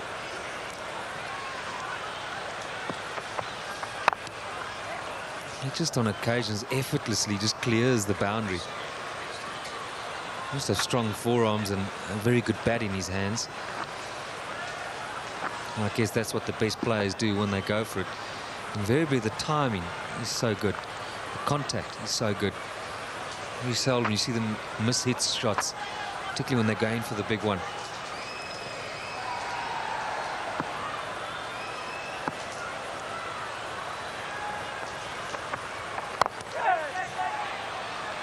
Well, that's 4, and Scott through the field.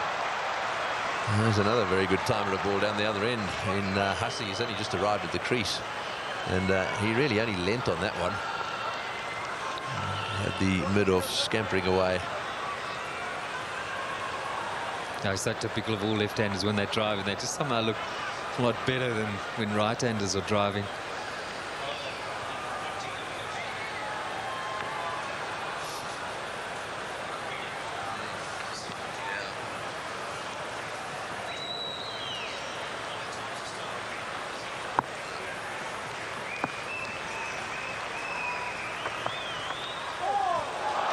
Oh, that's beaten him all ends up. Yeah, those are the little breaks that Telemarcus needs. He's very frustrated at the moment.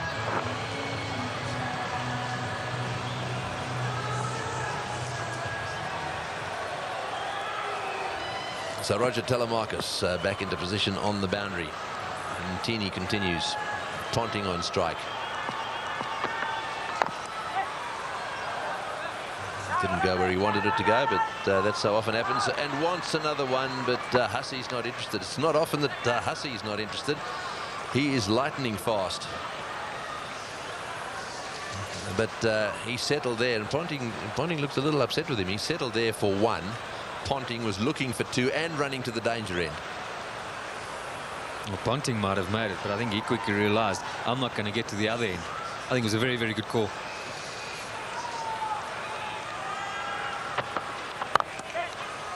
Oh, that's a beautiful shot. Well, here's a batsman who's only just arrived at the crease, and you just wonder where he's been. Why hasn't he been playing one-day internationals and Test cricket? God, makes it so much better, this shot, is that is not a big gap. He's threaded it to perfection. It's got to, when you beat a gap like that, you've got to hit it very, very well. And the way he opened the blade, you've got to say he was looking for it.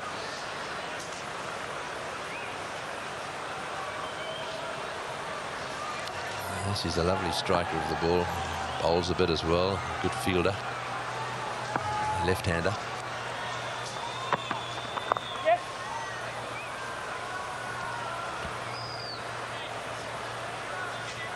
Yeah, I see that's better there. That's a much better length. You'll be happy if they just get in you down there. Give away the 1. You don't mind that. You can't expect them really to to get too many dot balls here. South Africa on such a good pitch. It's just these boundaries.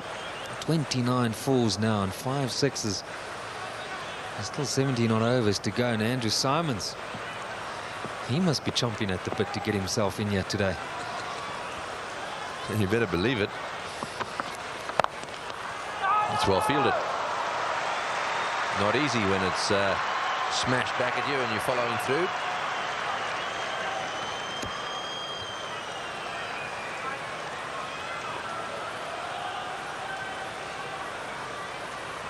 Well, it's interesting to note again that Graham Smith would have bowled first. He was quite happy to have lost the toss. Ponting adamant, typically Australian, get the runs on the board. And that's the man, the danger man. Oh, he's a charging Teeny. That's well fielded.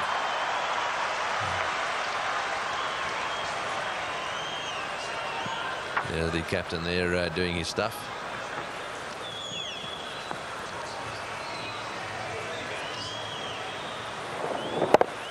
In fact, that was callous. Did well. Well, perhaps today needs to be his day. Smith, Gibbs, De Villiers, Callis, all. Well, that's a wide. Is they're all capable of doing special things with the bat, and if ever they're going to want to do it, it's going to have to be here today. The other thing that they may want to keep a very, very close eye on, because this place does tend to produce those thunder showers in the afternoon. That may be just a little opportunity, a little window of opportunity for. These are some of these big shots from Ponting. But there are some clouds around, and that's what they're going to want to keep an eye on, just in case this Duckworth-Lewis comes into play at some stage in this match. It's 236 for 2.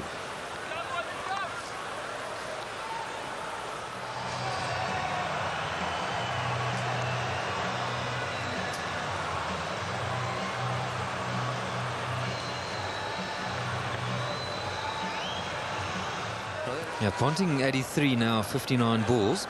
Australia limited overs international records. In terms of going to 100, the fastest century is Adam Gilchrist of 67 balls. So that's not a bad little bet, that.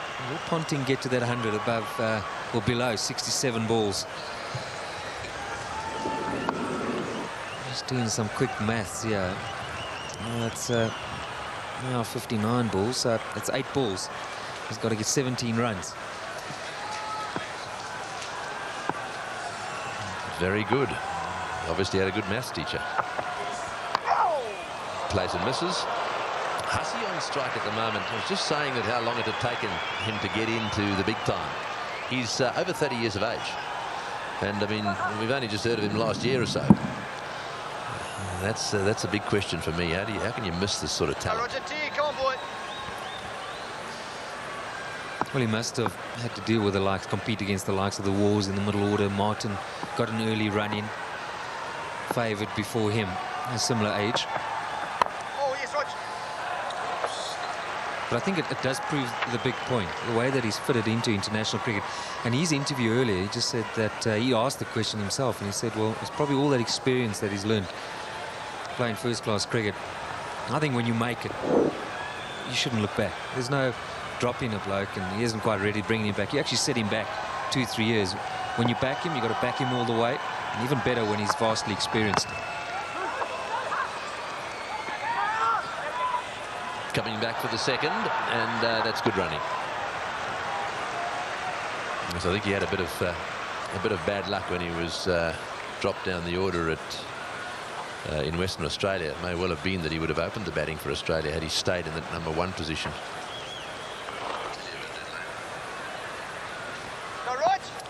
Right, well, it's 238 for 2. The run rate there is through the roof. It's over 7 and over. And there are a few clouds, storm clouds gathering around the ground.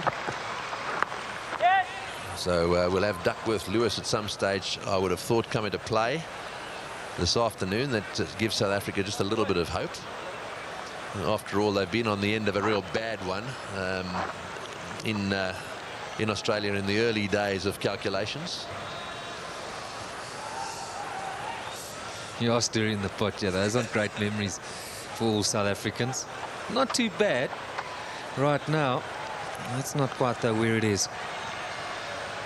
It's more to the northern side of the ground where we've got the build-up.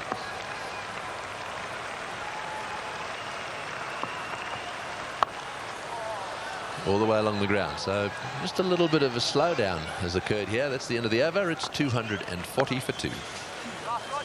Thanks, Tony. Yeah, it's certainly a very, very tough call this for South Africa. 240 for 2. Still 16 overs remaining. 6-0 from here, and they'll go more than that. We'll get them to 336.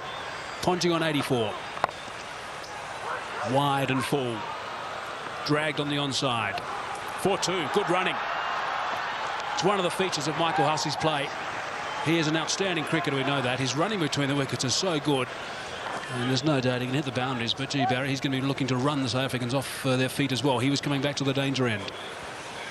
I don't know about run them off their feet. The boundaries is what has really done. He socked it to them.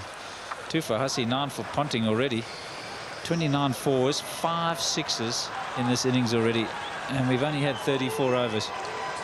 That's more than a boundary per over. Jacques Kallis has still got quite a bit of work to do in this game. He's going at almost 10 and over so far, and he's 3 overs and 1 ball. Straight back past the bowler. 2 men back, though. Mukantini fields and tumbles, and 2 more. It's a better bowling from Kallis, though. He's much wider on the offside because Ponting takes the ball from off stump and he hits it over at the short boundary. And he's already hit Kallis for a couple of sixes. There's Mukantini just tidying up. But he's looking for that short boundary on the leg side. So Kallis has got to hold his nerve, bowl the right line. Bang! Goodness me, that is huge. That has gone out of the ground. Maybe on the lunch table in that block of flats. Well, I said he was searching for the boundary. What he's searching for is the block of flats beyond it. That's a monster. Just misses that. And probably hit it over that. Yeah, Kallis, you see there, strays onto the stumps, and that's where you cannot bowl with a short boundary to Ricky Ponting. Another 6. Round the wicket, Jacques. Round the wicket. 250,000 rand on offer from Standard Bank if one of the players hits that batter. Do you remember a couple of years ago, Adam Gilchrist with a gold bar? I do. Missed it by a fraction. Off the bowling of Neil McKenzie, in fact. They'll need to fetch another ball. And I tell you what, if he keeps batting like that, they might as well get a couple of spares as well. 9 fours, 5 sixes for Ricky Ponting. In 1 internationals. Just to put as the aggro that we saw earlier between Johan van der Vaart and also Ricky Ponting.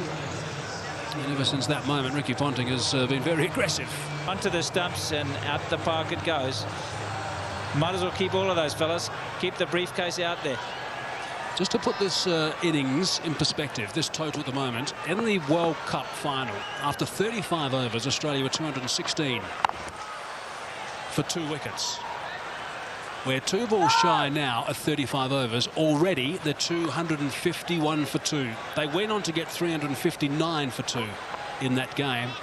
They're a long way ahead now than they were in the World Cup final. It's been a blitzkrieg, hasn't it? Just no answer from the South Africans. In fact, Barry, after 40 overs, they were 250 for 2.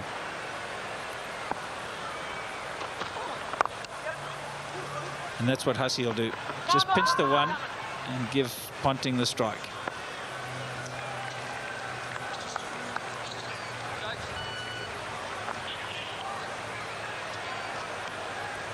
%61% of these runs have been scored in boundaries.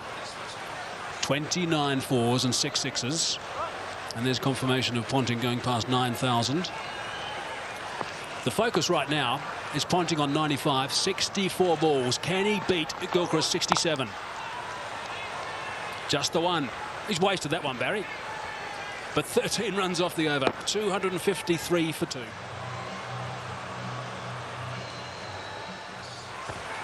Smith again.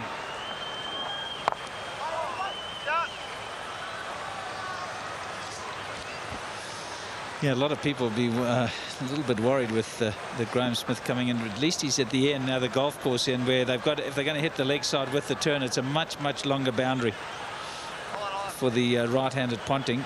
For the left-handed Hussey, he has to hit against the spin, but he will search for it. They're too smart as a batting pair, and that's what you need, to not know that boundaries are still important for somebody like Mike Hussey, who's playing the support role. I just zipped out the back, Barry, just had a bit of a look at the weather conditions. Comes from the Corlett Drive in the rain, and there's quite a bit of blue sky. Looks like the rain that we did see, the bad clouds over the last hour or so, looks like they might have missed us. I'm not saying there won't be more coming back later, but about 10 minutes ago it wasn't too bad. That's generally where the bad weather comes from, and it looks okay at this stage. So that's good news. For who? For cricket lovers. Short, worked away, protection down there. McCain, he's been doing a lot of fielding today.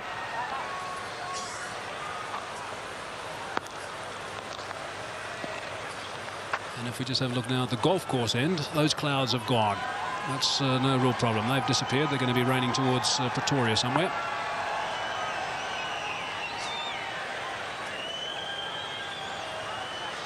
Anything on the stumps here, he'd be looking for the leg side. Mike Hussey. Beaten by pace. Lack of it.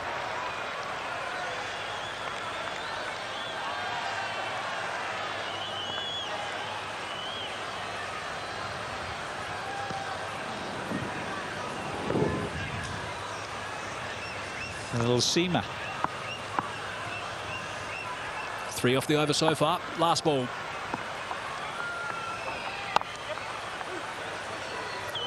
Now the 5th bowler is going to be a juggling act between Smith, Callis and also Kemp. They've bowled 8 overs between the 5th at this stage.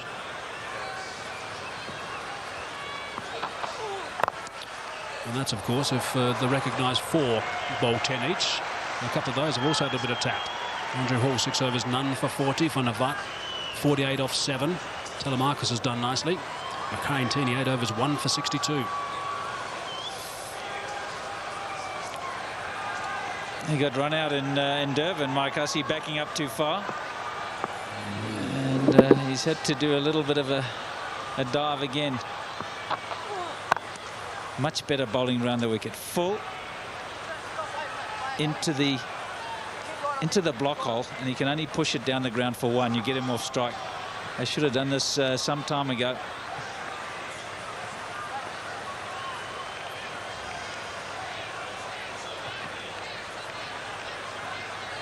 So Ponting 70 balls now, 99 not out. It's been a remarkable innings. He hasn't gone past Adam Gilchrist's 67 for 100 in one-day internationals. Won't bother him too much, I'm sure. Although Gilchrist might have been a little bit concerned about 15 minutes ago. Callis again. Advancing. Callis saw him coming, and that is a great shot. That is a very good shot indeed. Saw him coming, dropped it short, he backed away, gave himself width and slapped it for 4. That's a sign of a really good player, in touch with his game.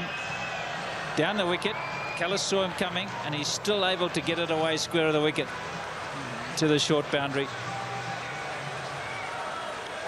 They've managed to get a boundary every over. It's putting so much pressure on the bowlers. Down the track this time and into the crowd.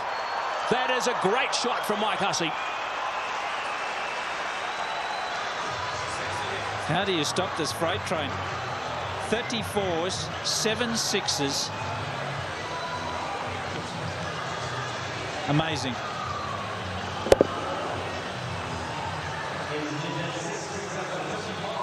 He's got a strike rate in his one international career of the high 90s. He's now going at very close to 150, Hussey.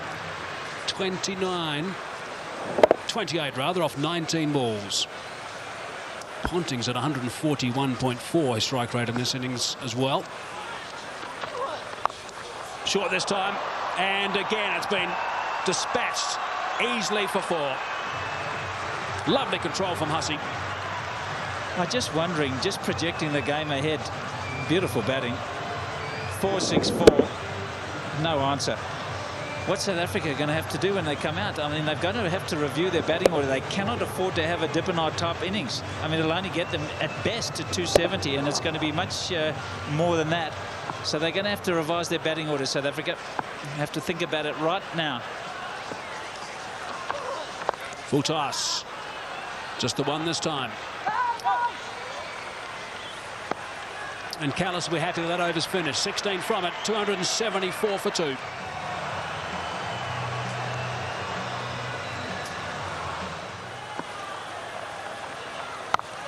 More runs, protection there. But then you've got Callis has got to be up somewhere in the first 5. And he's not the striker, so I'd say get him out the way because he takes a bit of time to play himself in. Herschel can get going a lot quicker than Jacques Callis, and it gives him the 50-over opportunity. All the clappings because Ricky Ponting is on 99 with just 70 deliveries. Magnificent. Yeah, he likes this ground. Once one. Shot from Mark Boucher. Ricky Ponting has got 3 figures. It has not been referred. Magnificent stuff from Ricky Ponting. Absolutely outstanding.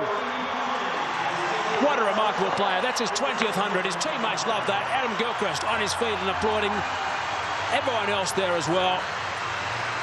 It's been a treat. It certainly has. And out the blocks was Mike Hussey because he realised how important it was for the skipper. This in the deciding game. Skipper leading from the front. Just looking for that push. Watch for some shots now. He really will get after them now. Hussey on to 34.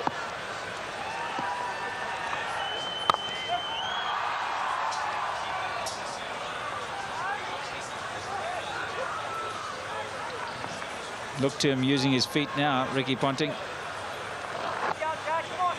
Partnership now of 61 off 42 balls. Just a little single to pick up 3 figures for the 20th time. Brilliant stuff. Short and wide and gets the treatment.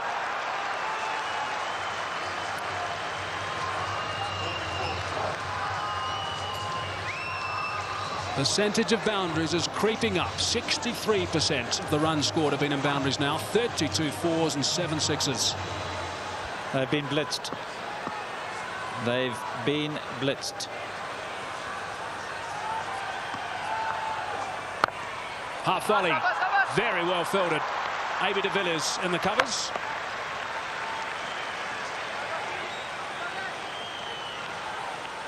Or maybe in the shooting gallery.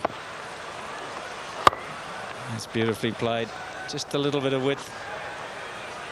Strong man, Ricky Ponting. Very strong forearms. And down the track. That hurt.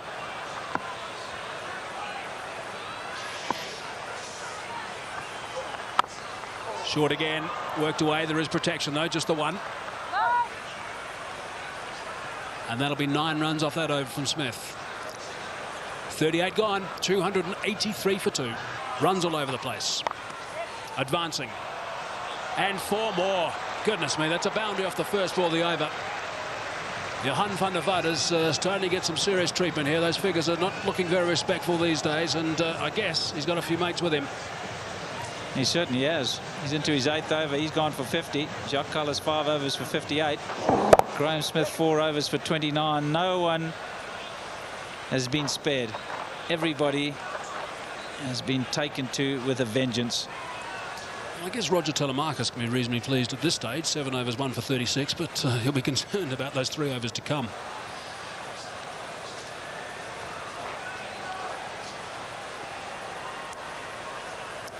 .13th fastest for Ponting, tying with Sachin Tendulkar for number 13.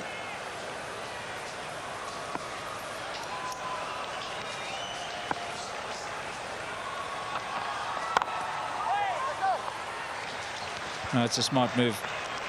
Boucher's come up to the stumps. One of Hussey's biggest assets is his ability to charge down the wicket and hit a boundary. And Mark Boucher, at least by standing up to the stumps, is a possibility of a stumping.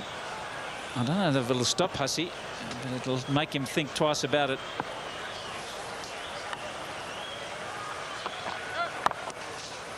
Overstepping.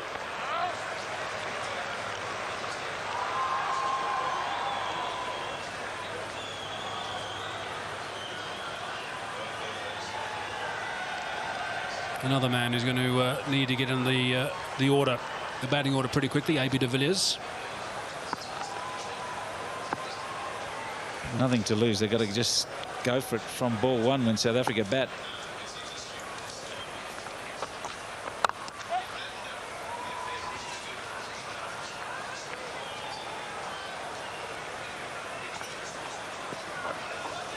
No, he should stay around the wicket to Ponting. Don't go back over, because he'll be... Van der Walt is a straight wicket-to-wicket bowler. And that's the kind of delivery that Ponting likes. He smashes it over mid-wicket. I think Boucher's telling him, it's been relayed the message. This is Smith telling Van der Walt to go around the wicket. Must go around the wicket. No. There's plenty of policemen out there directing the traffic. I don't like this over the wicket. He'll be searching for mid-wicket, either into it or over it.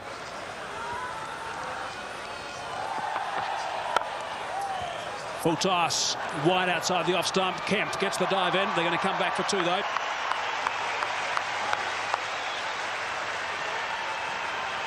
Well, that's a bonus, because he's bowling very wide of the off stump. The trouble with doing this is you give Ponting still lots of room to swing the arms outside the off stump. In fact, lucky to get away with just the 2, and it is the long boundary side. That line, okay, you can accept it. It's when it's straighter that the problem starts. It's a nice length.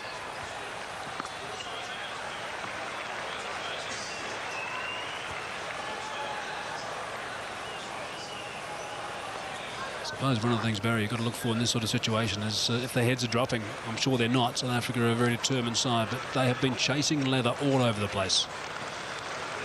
And there's more to come, I'm afraid. Simons, Clark.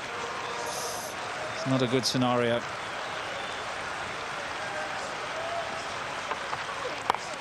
Full toss in the air. It's just going to go over the top of Buttadipana, who is backpedaling. 2 runs the result. And 10 runs off that over. 293 for 2. Hall. I just wonder how many Ricky Ponting would have got if he'd played a lot of his cricket in Sharjah, where I think Sachin has got at least 15 of his. And that is a very flat wicket and small ground.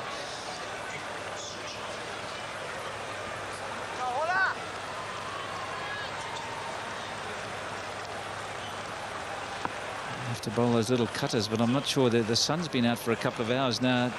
Might have dried out just a little bit. Won't be cutting as much. Loves driving through that region, through extra cover, and he's got himself 4. He rarely misses out, and that sort of opportunity, Mike Hussey. Just eases it through, doesn't he? I think the beauty about Mike Hussey is the ability to get his weight to go into the shot. Watch how he leans right forward into the shot, head right over the ball, and that's why he hits it through the offside so well. Look at that, leaning right through. Make sure the weight goes into the shot. 45 now off 30 balls for Hussey. Kepler Wessels, who was his coach at Northants.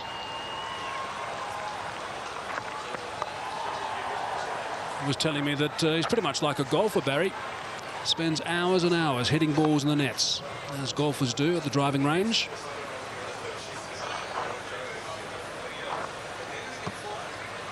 Paying dividends, that's for sure.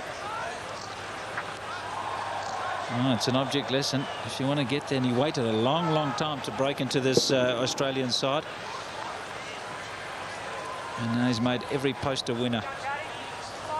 He loves being there, very fit. And as you say, practices hard.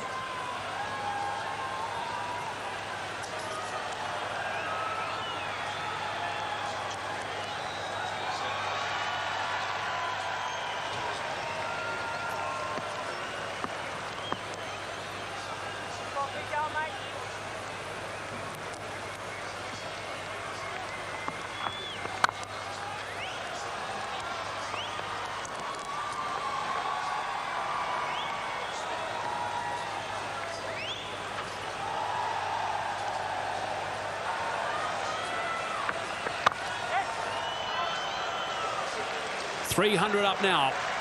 300 for 2. Australia. And there's still 10 overs and 1 ball to go. Great acceleration. It's good length from Andrew Hall. You can't do too much with that. Just the one. But still 8 runs off the over. 301 for 2. 50 runs ahead, Barry, from that World Cup final. 250 for 2, though. We're after 40. And this partnership has been 85 and 59 balls. Just inside the wide indicator. And that's not a bad line to bowl.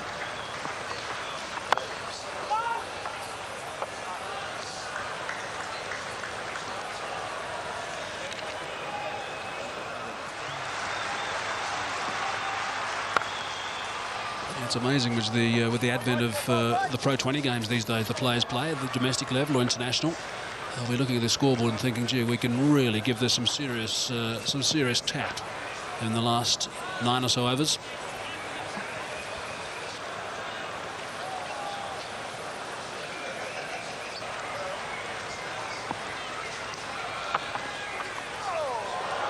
Now that's gone away for 4. It's been given runs, so there must have been a bit of willow there, top edge, which is a little bit dangerous for Mark Boucher. You're not kidding. That's a wicket-keeper killer. 50 for Hussey. In no time at all, 33 deliveries. 7 fours, 1 6. And that's a very, very happy dressing room.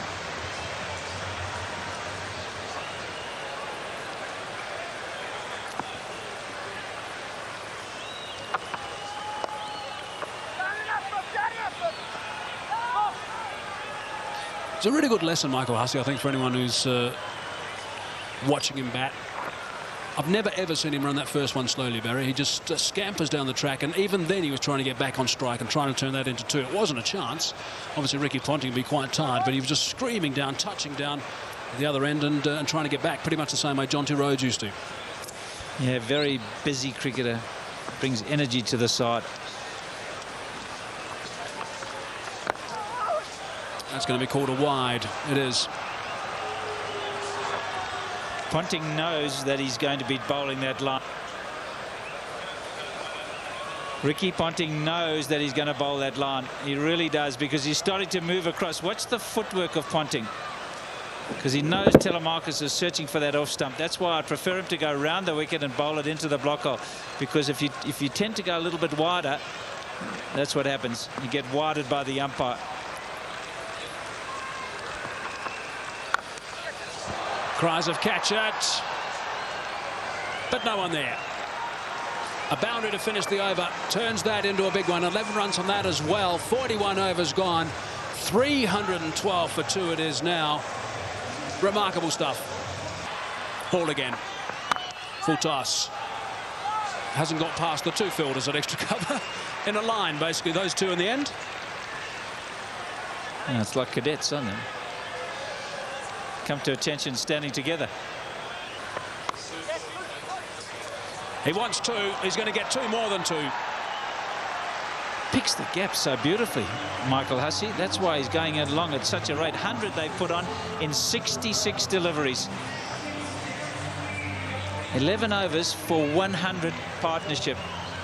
Absolutely amazing. I suppose the question they'll be asking in the Australian dressing room, can Hussey get 100? I suppose another question they'll be asking in Australia is why hasn't this guy played for the last 7 or 8 years? Just goes to show how strong that batting order was for Australia. Straight to the man at mid-wicket. Direct hit will find him wanting it. Gets the big swallow dive in.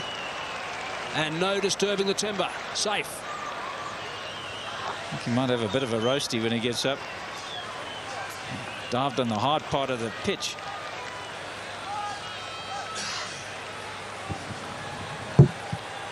Taking off almost straight away. Direct hit, he was gone.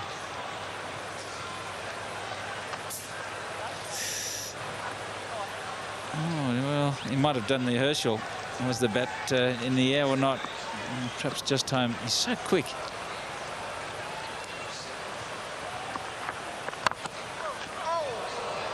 Down the ground protection. Just one this time. I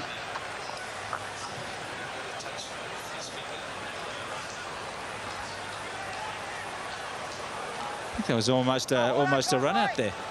That would have been a bit of luck for South Africa. Just touched it, Andrew Hall, but it went past the stumps, and it seems to be sums up the day.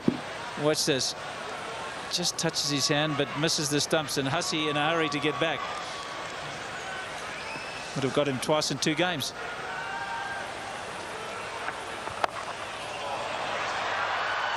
Six.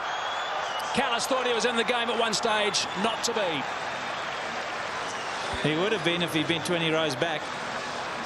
No catch by the spectators, and just another sick, the 8th in this innings. 63 now for Mike Hussey off just 38 balls, 8 fours and 2 sixes, and the full toss was just dispatched.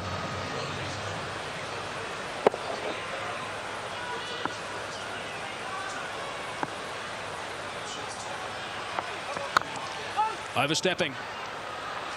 Have to bowl that one again, Andrew Hall. He's not very happy with himself, understandably so.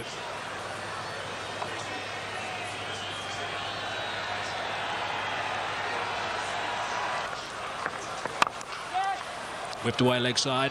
Dippenaar again. Safely home. Good running. Very good running. 13 runs coming from it. 326 for 2.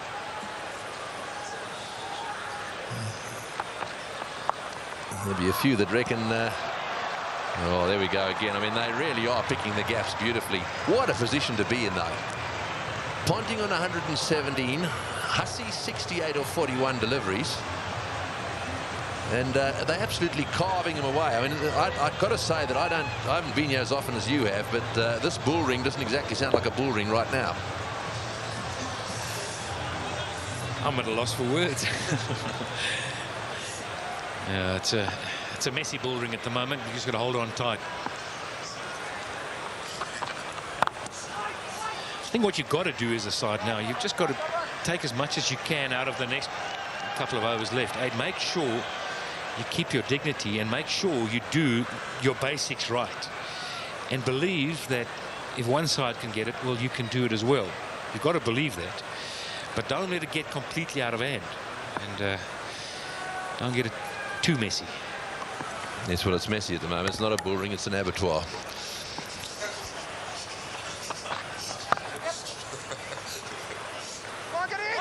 Well, hang on a second, Greggy.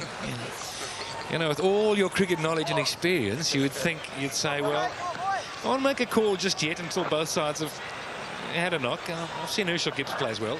Oh, yes, look, I've got no doubts about that. I'm just making a comment on what's happening in the crowd. I mean, there we are. This tells a story. There are no flags flying here. And, I mean, look at that face.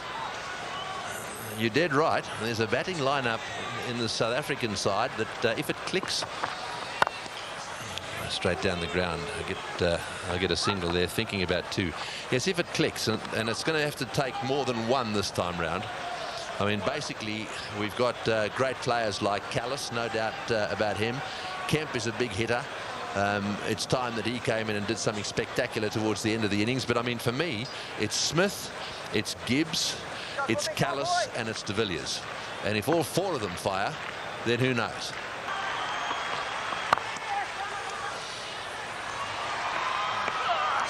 Good fielding. Another poser. With the advent of the 20-over matches, maybe this is going to be the norm.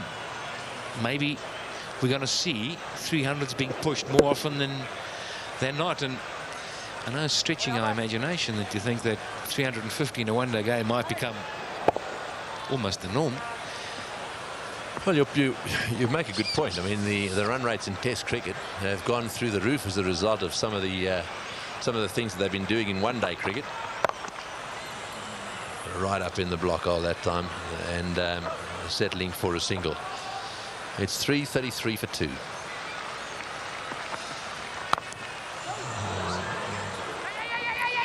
Yes, just for a second, dwelling on that economy situation, the economy rate. Who has been the meanest of the bowlers in the South African lineup? Well, Telemarcus.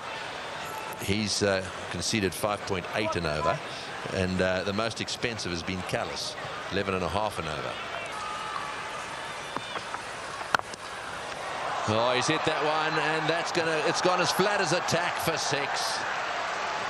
Well, Ricky Ponting is certainly enjoying himself out there. I mean, 2 down they were in this series. This is a different looking side totally. Lots of intensity from Ricky Ponting, even though he's in a wonderful position. You just sense he's looking at bigger things here. He wants to button this down and make a huge statement.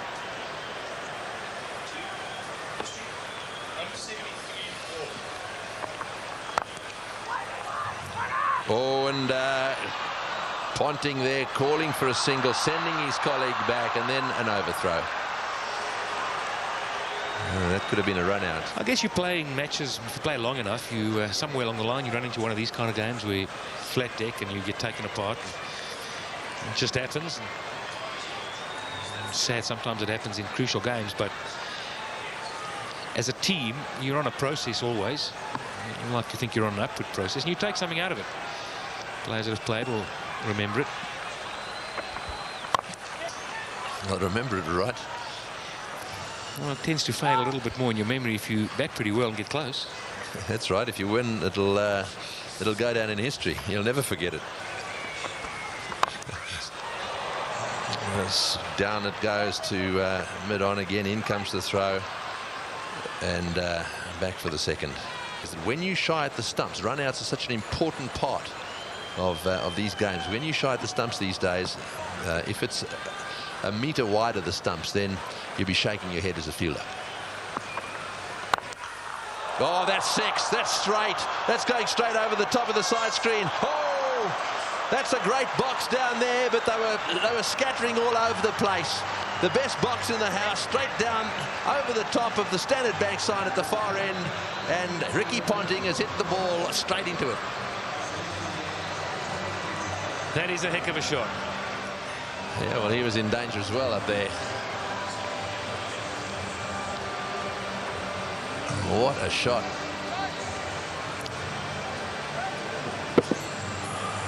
Well, he's heaved that one down the ground. Now let's just see if we can pick this ball coming down over the top of the screen. Here it comes.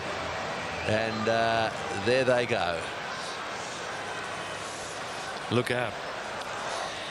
Issue helmets around here.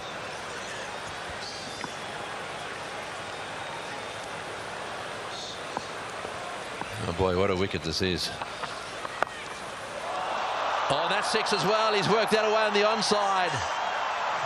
It's a question of getting underneath the ball. Anything you can get underneath, the way these guys are playing, is going to disappear into the crowd. But it's been a while. A lot has been spoken about bowling at the death. You've got to hit the right area. You've got to get it full up. And these 2 men in, if they get under it. It looked as if that one hit someone on the head down there at deep square leg.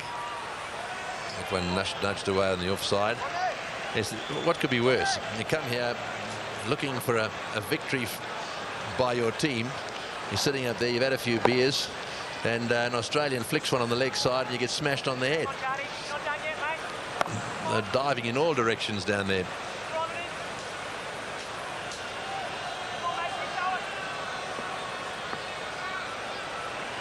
There's one guy there that took a while to get up. That's him there.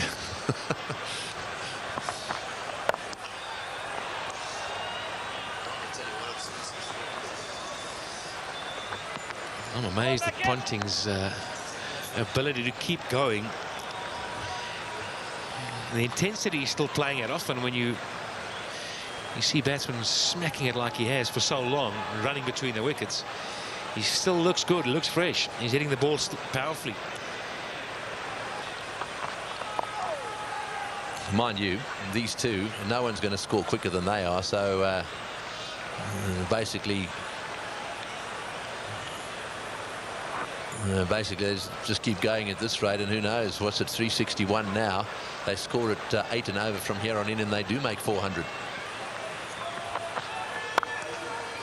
Well, you were captain of many sides. What do you look back on it and you say, well, it's been a good pitch. Dot ball being clapped. What could Smith have done, or the side could have done, to stop this kind of carnage? Look, I wouldn't want to be critical at all of this sort of thing happens in one-day cricket. That's why people love it so much. Every now and again, no matter what you do in good batting conditions, you have a guy like Ponting, chaps like Hussey and Gilchrist who fire.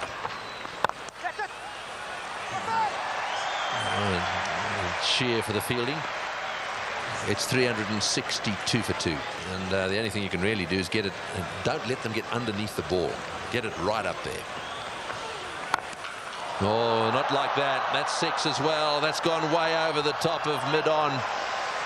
Now that's an example of exactly what you don't want to do. I mean, that's the length that says take it. It's the length you spoke about.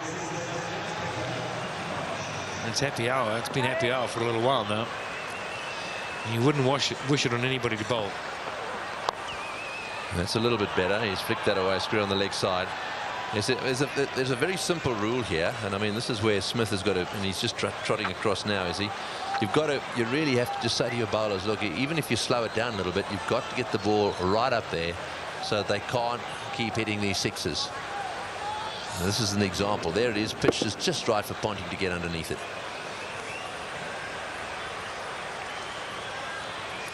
You've got to practice it as well.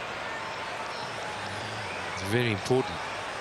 Not easy to run up and just bowl it really full. Even low full tosses sometimes better than the length ball. Well, that's going to happen if you try and bowl Yorkers, low full tosses. Well, that's a good delivery again. That's the right length. And the other side now, South Africa coming to bat, chasing a mammoth score like this. You know, it's you got to go or bust. And often you get bowled out for a low score in trying to get a big score, and it really looks even worse. You've got to drag something out of it. Make sure you get a good start. Ponting's one-day career, 145 not out now.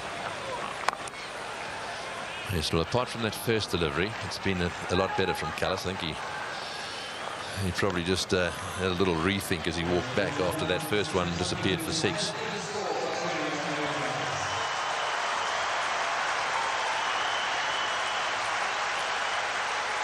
So the highest score by Ricky Ponting. That's why the cheers are. That's Callis to Ponting. You can see those just short of a length deliveries are the ones. At least if you're up there, they've got to go along the ground. You've got a chance of restricting boundaries. So they are 372 for 2. Those deliveries at the 8-yard mark are the ones you can get underneath. The ones around his toes there, around the popping crease, are the ones that we call Yorkers or block hole balls. Difficult to get away. Certainly won't get them away for 6.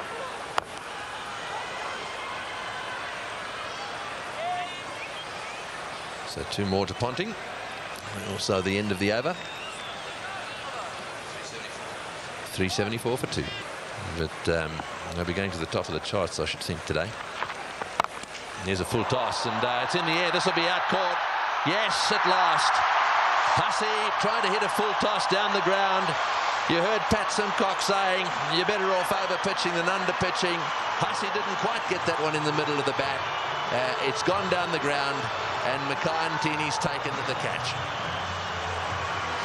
Nice and easy from Mackay.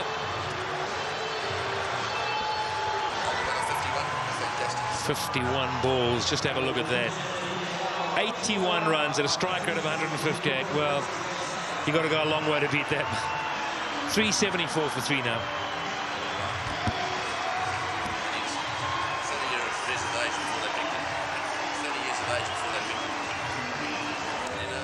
Simons is the man, and that's understandable.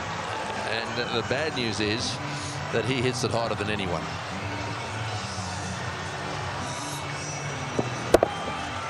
He's there. He sliced it, didn't middle it, and straight down Mackay-Ntini's throat. Good catch.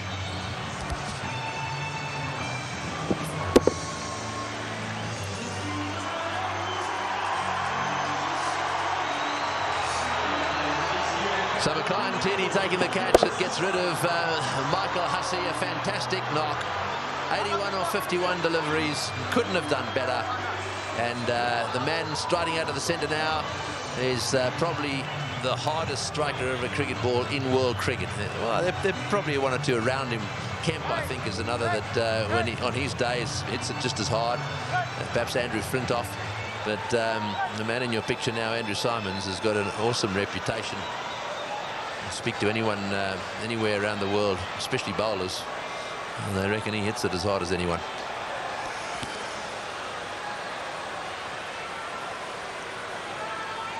Yeah, and he's walked in, as you say, with a license. Have fun. Just tee up. Doesn't matter. Yes, he wants to. He can make an impact if he doesn't try and hit the first one for 6. So I really think that he should give it to Ponting. Ponting's going unbelievably.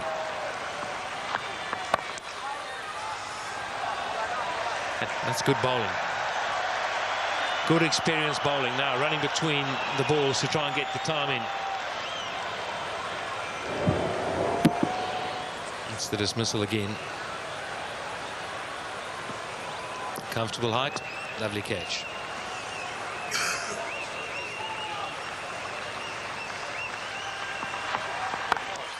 Well, it's a full toss. It's going over the top. Will it go the whole way? Yes, it is, all the way.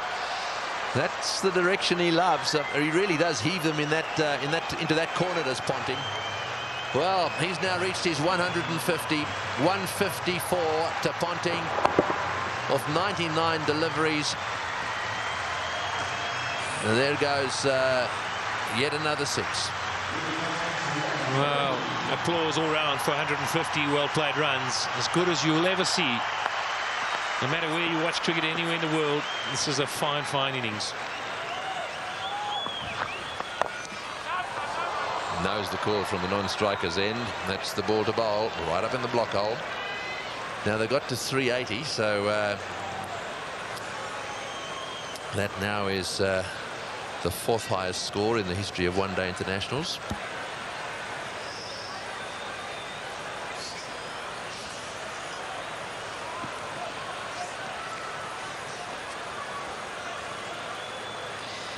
And he's behind the over rate now, the captain.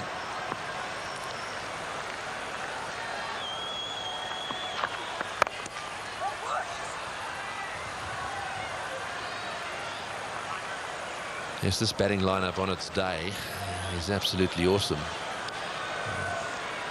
We saw the Australians lose a few quick wickets in the match in Durban, and that, of course, makes a huge difference. Ponting there on 155 undefeated.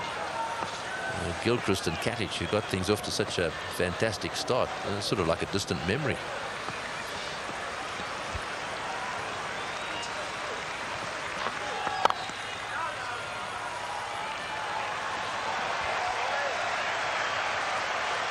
It's 381 for 3. Right, so Ponting on 155. Flays that one through the offside again. No ball called as well. So he's going to have to re-bowl that, and Ponting goes to 159. Well, you've got to get the basics right now. And it's never easy when you've been under pressure, but again, bit of width, no ball. And when somebody's in the form he's in, you've got to hold on tight. Roger Telemarcus has been given the dubious task of bowling at this time. You wouldn't wish it on anybody. No, you did right. It's this can't be a good feeling for Graham Smith and any of his players out there. They all know what's happened. I mean, you can't hide behind these things.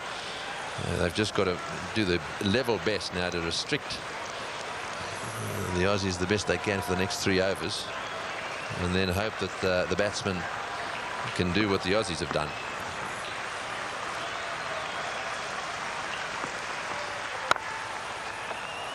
That's blazed away through the offside field for a single.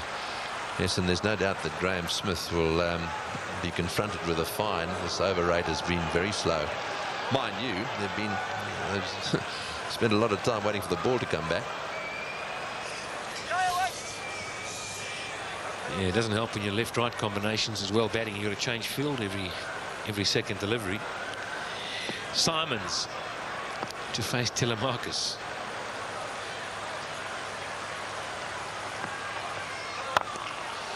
There you go, another no ball. Well, Simons is not going to waste any time, so a no ball 4. In fact, this over so far 2 no ball 4s. So it doesn't look as if Simons is going to give one to Ponting. He's going to take it on himself. Just giving it a little bit of room and smashing it down the ground for 4.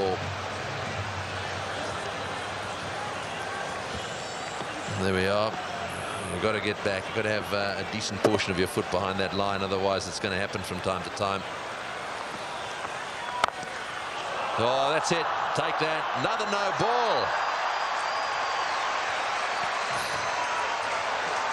And it's gone all the way as well. Well, this over is turning out to be a nightmare for him. Not only is it a no ball, he's hit it for 6 as well. And the highest team total in one-day international cricket. It's the first time any side has got to 400. This is the sort of thing this Australian team will enjoy.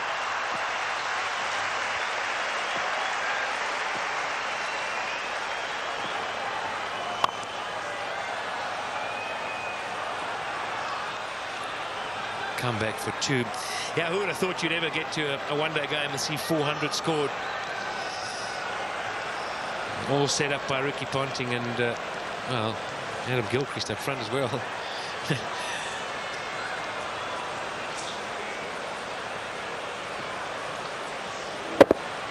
Yes, doesn't help. Bowl those no balls. So it's got a long way to go in this over yet. This could be quite an expensive over.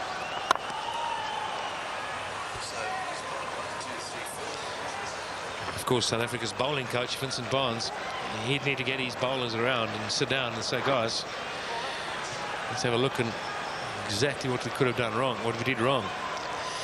But as a bowling coach, you're sitting in that change room. This cannot be easy. I know it's a flat deck. Some wonderful batting. Oh, and that one's disappeared as well. Another 4. That's 22. 22 of this over, and only 3 balls, 3 legitimate balls have been bowled.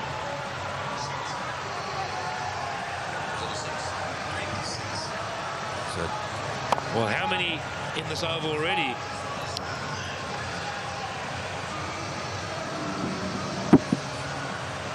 Too many.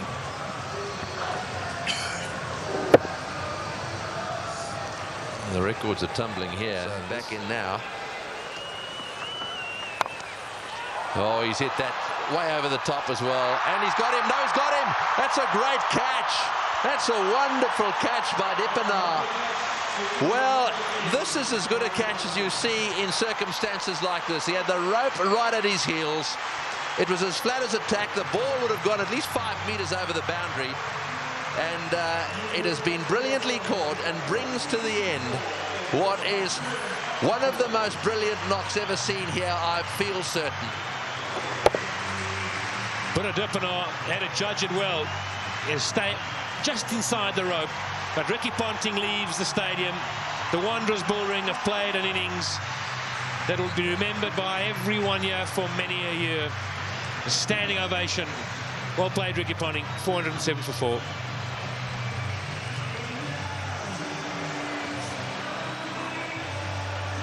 Yes, well, that was a captain's knock, if ever you saw one. The highest score against South Africa ever in one-day international cricket.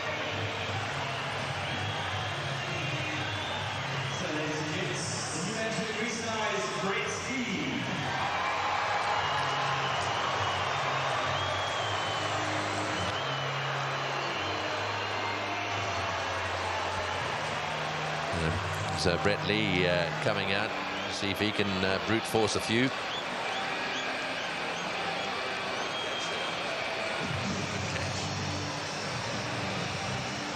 Brett Lee, he hits the ball well. Have a quick look at the pitch himself. Get a bowl in a little while.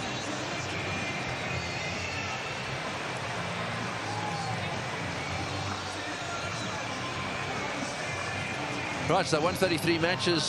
Brett Lee being sent out to see if he can hit a few sixes as well. And the bad news is that the most runs in an over in one-day international cricket is 30. Both times the bowler, well, no, correction, both times the batsman was Jayasuriya, Sri Lankan, Amir Sahal and Harris of New Zealand. Telemarcus, despite the fact that he's got a wicket in this over, he's gone for 27 so far in this over. This is the dismissal again. This is the catch. Just watch this. This is fantastic.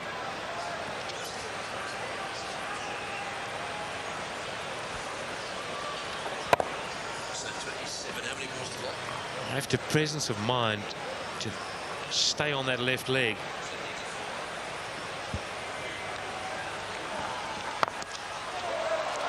Well, that's gone down the ground. One bounce, only a single. That makes it 28 off the over. 409 for 4.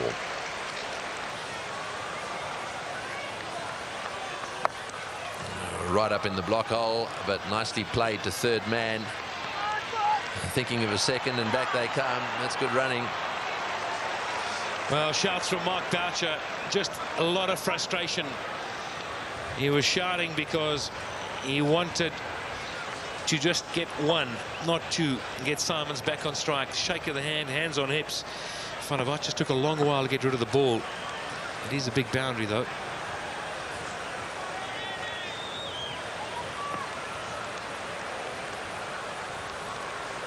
.411. We're in the 49th over. Blasts it down the ground, and just a single that time. Well done.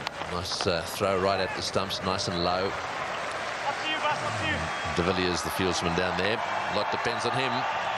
The crowd behind him just needs something to cheer about. Of course, the team have got to really look deep themselves and be careful not to blame each other and lose focus. There's so much still to play for in this series and in this tour, and this kind of game can have a profound effect on your performance over the next couple of weeks. Straight to extra cover, and they're running. Will it be out? No. I think that needed to be over the bails as opposed to a direct hit. He had all the time. Graham Smith. It was a slow start, and the throw was just too low. Yeah, of course it would have been out if he hit, but it may well have been worth just throwing it over the top of the bails. However, no good crying over spilt milk.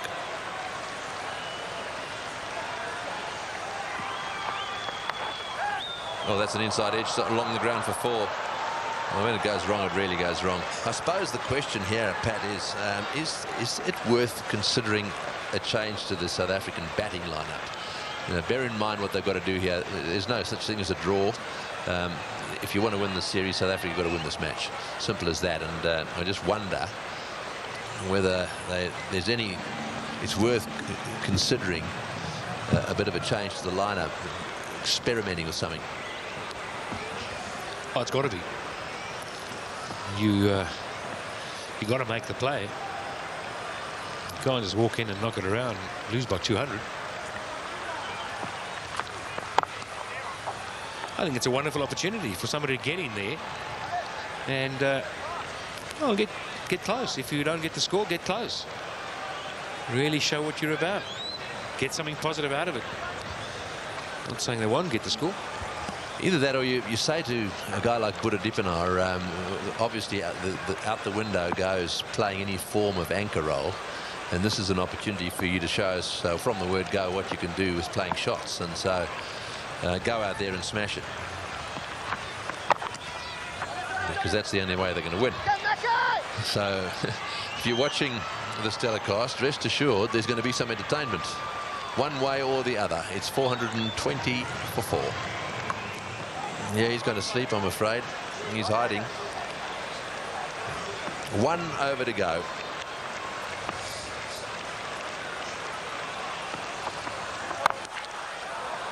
One-handed is another no ball. This is getting out of hand. It's gone for 4 as well. Well, I don't know what Telemarcus is doing. Having done so well in Durban, And having been so disciplined, I just don't understand this.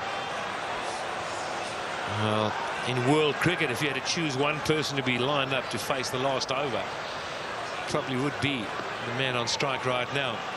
One-handed, just smacked it. And that's the no ball, and then let go.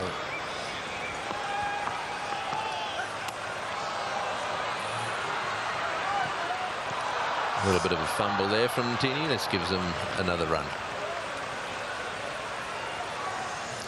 Of course, Tony, that's the danger now. The wheels start to come off, don't they?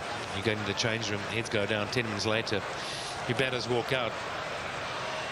And they got a daunting task ahead of them. They're shaking their heads, stunned.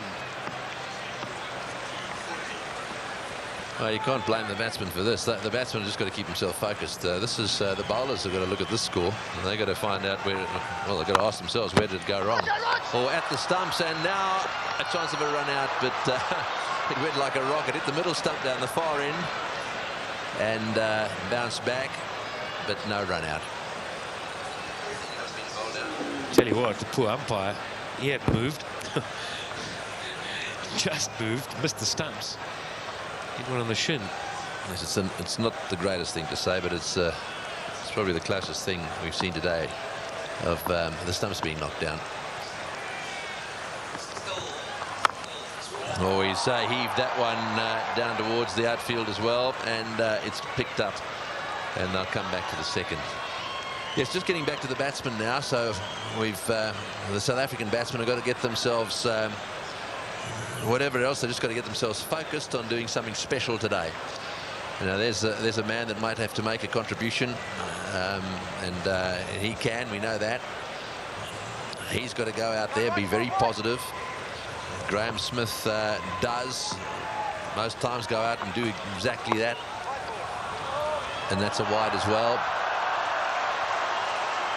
So no matter what happens to the bowlers here, and they really are having a tough time, the batsmen have got to go out and do it. It'll be a test of their character, that's for sure, up against the highest score ever made in one-day international cricket history.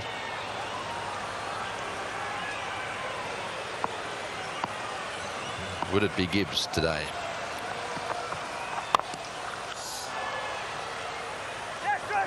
Another fumble down there and another run. And I think he's home. He's taken the bails off, but he's going to refer it. But I've got to say, I thought he was home. Yeah, I think Mark Boucher thought so as well. Just a little delay here. And, took the bails off, but when he took the bails off and he had a little an appeal, then he walked around. I think he could see he was right there. Yeah, Boucher asking the question very positively, because he actually was facing the other direction. It was a reluctant referral by the umpire. I think he knew it was not out. Righto, so 2 balls to go before the lunch break and the change of innings, and then we'll see South Africa come out here and try to retaliate. There's the not out decision.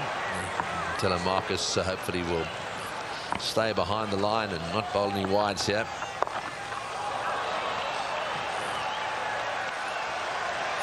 Now then,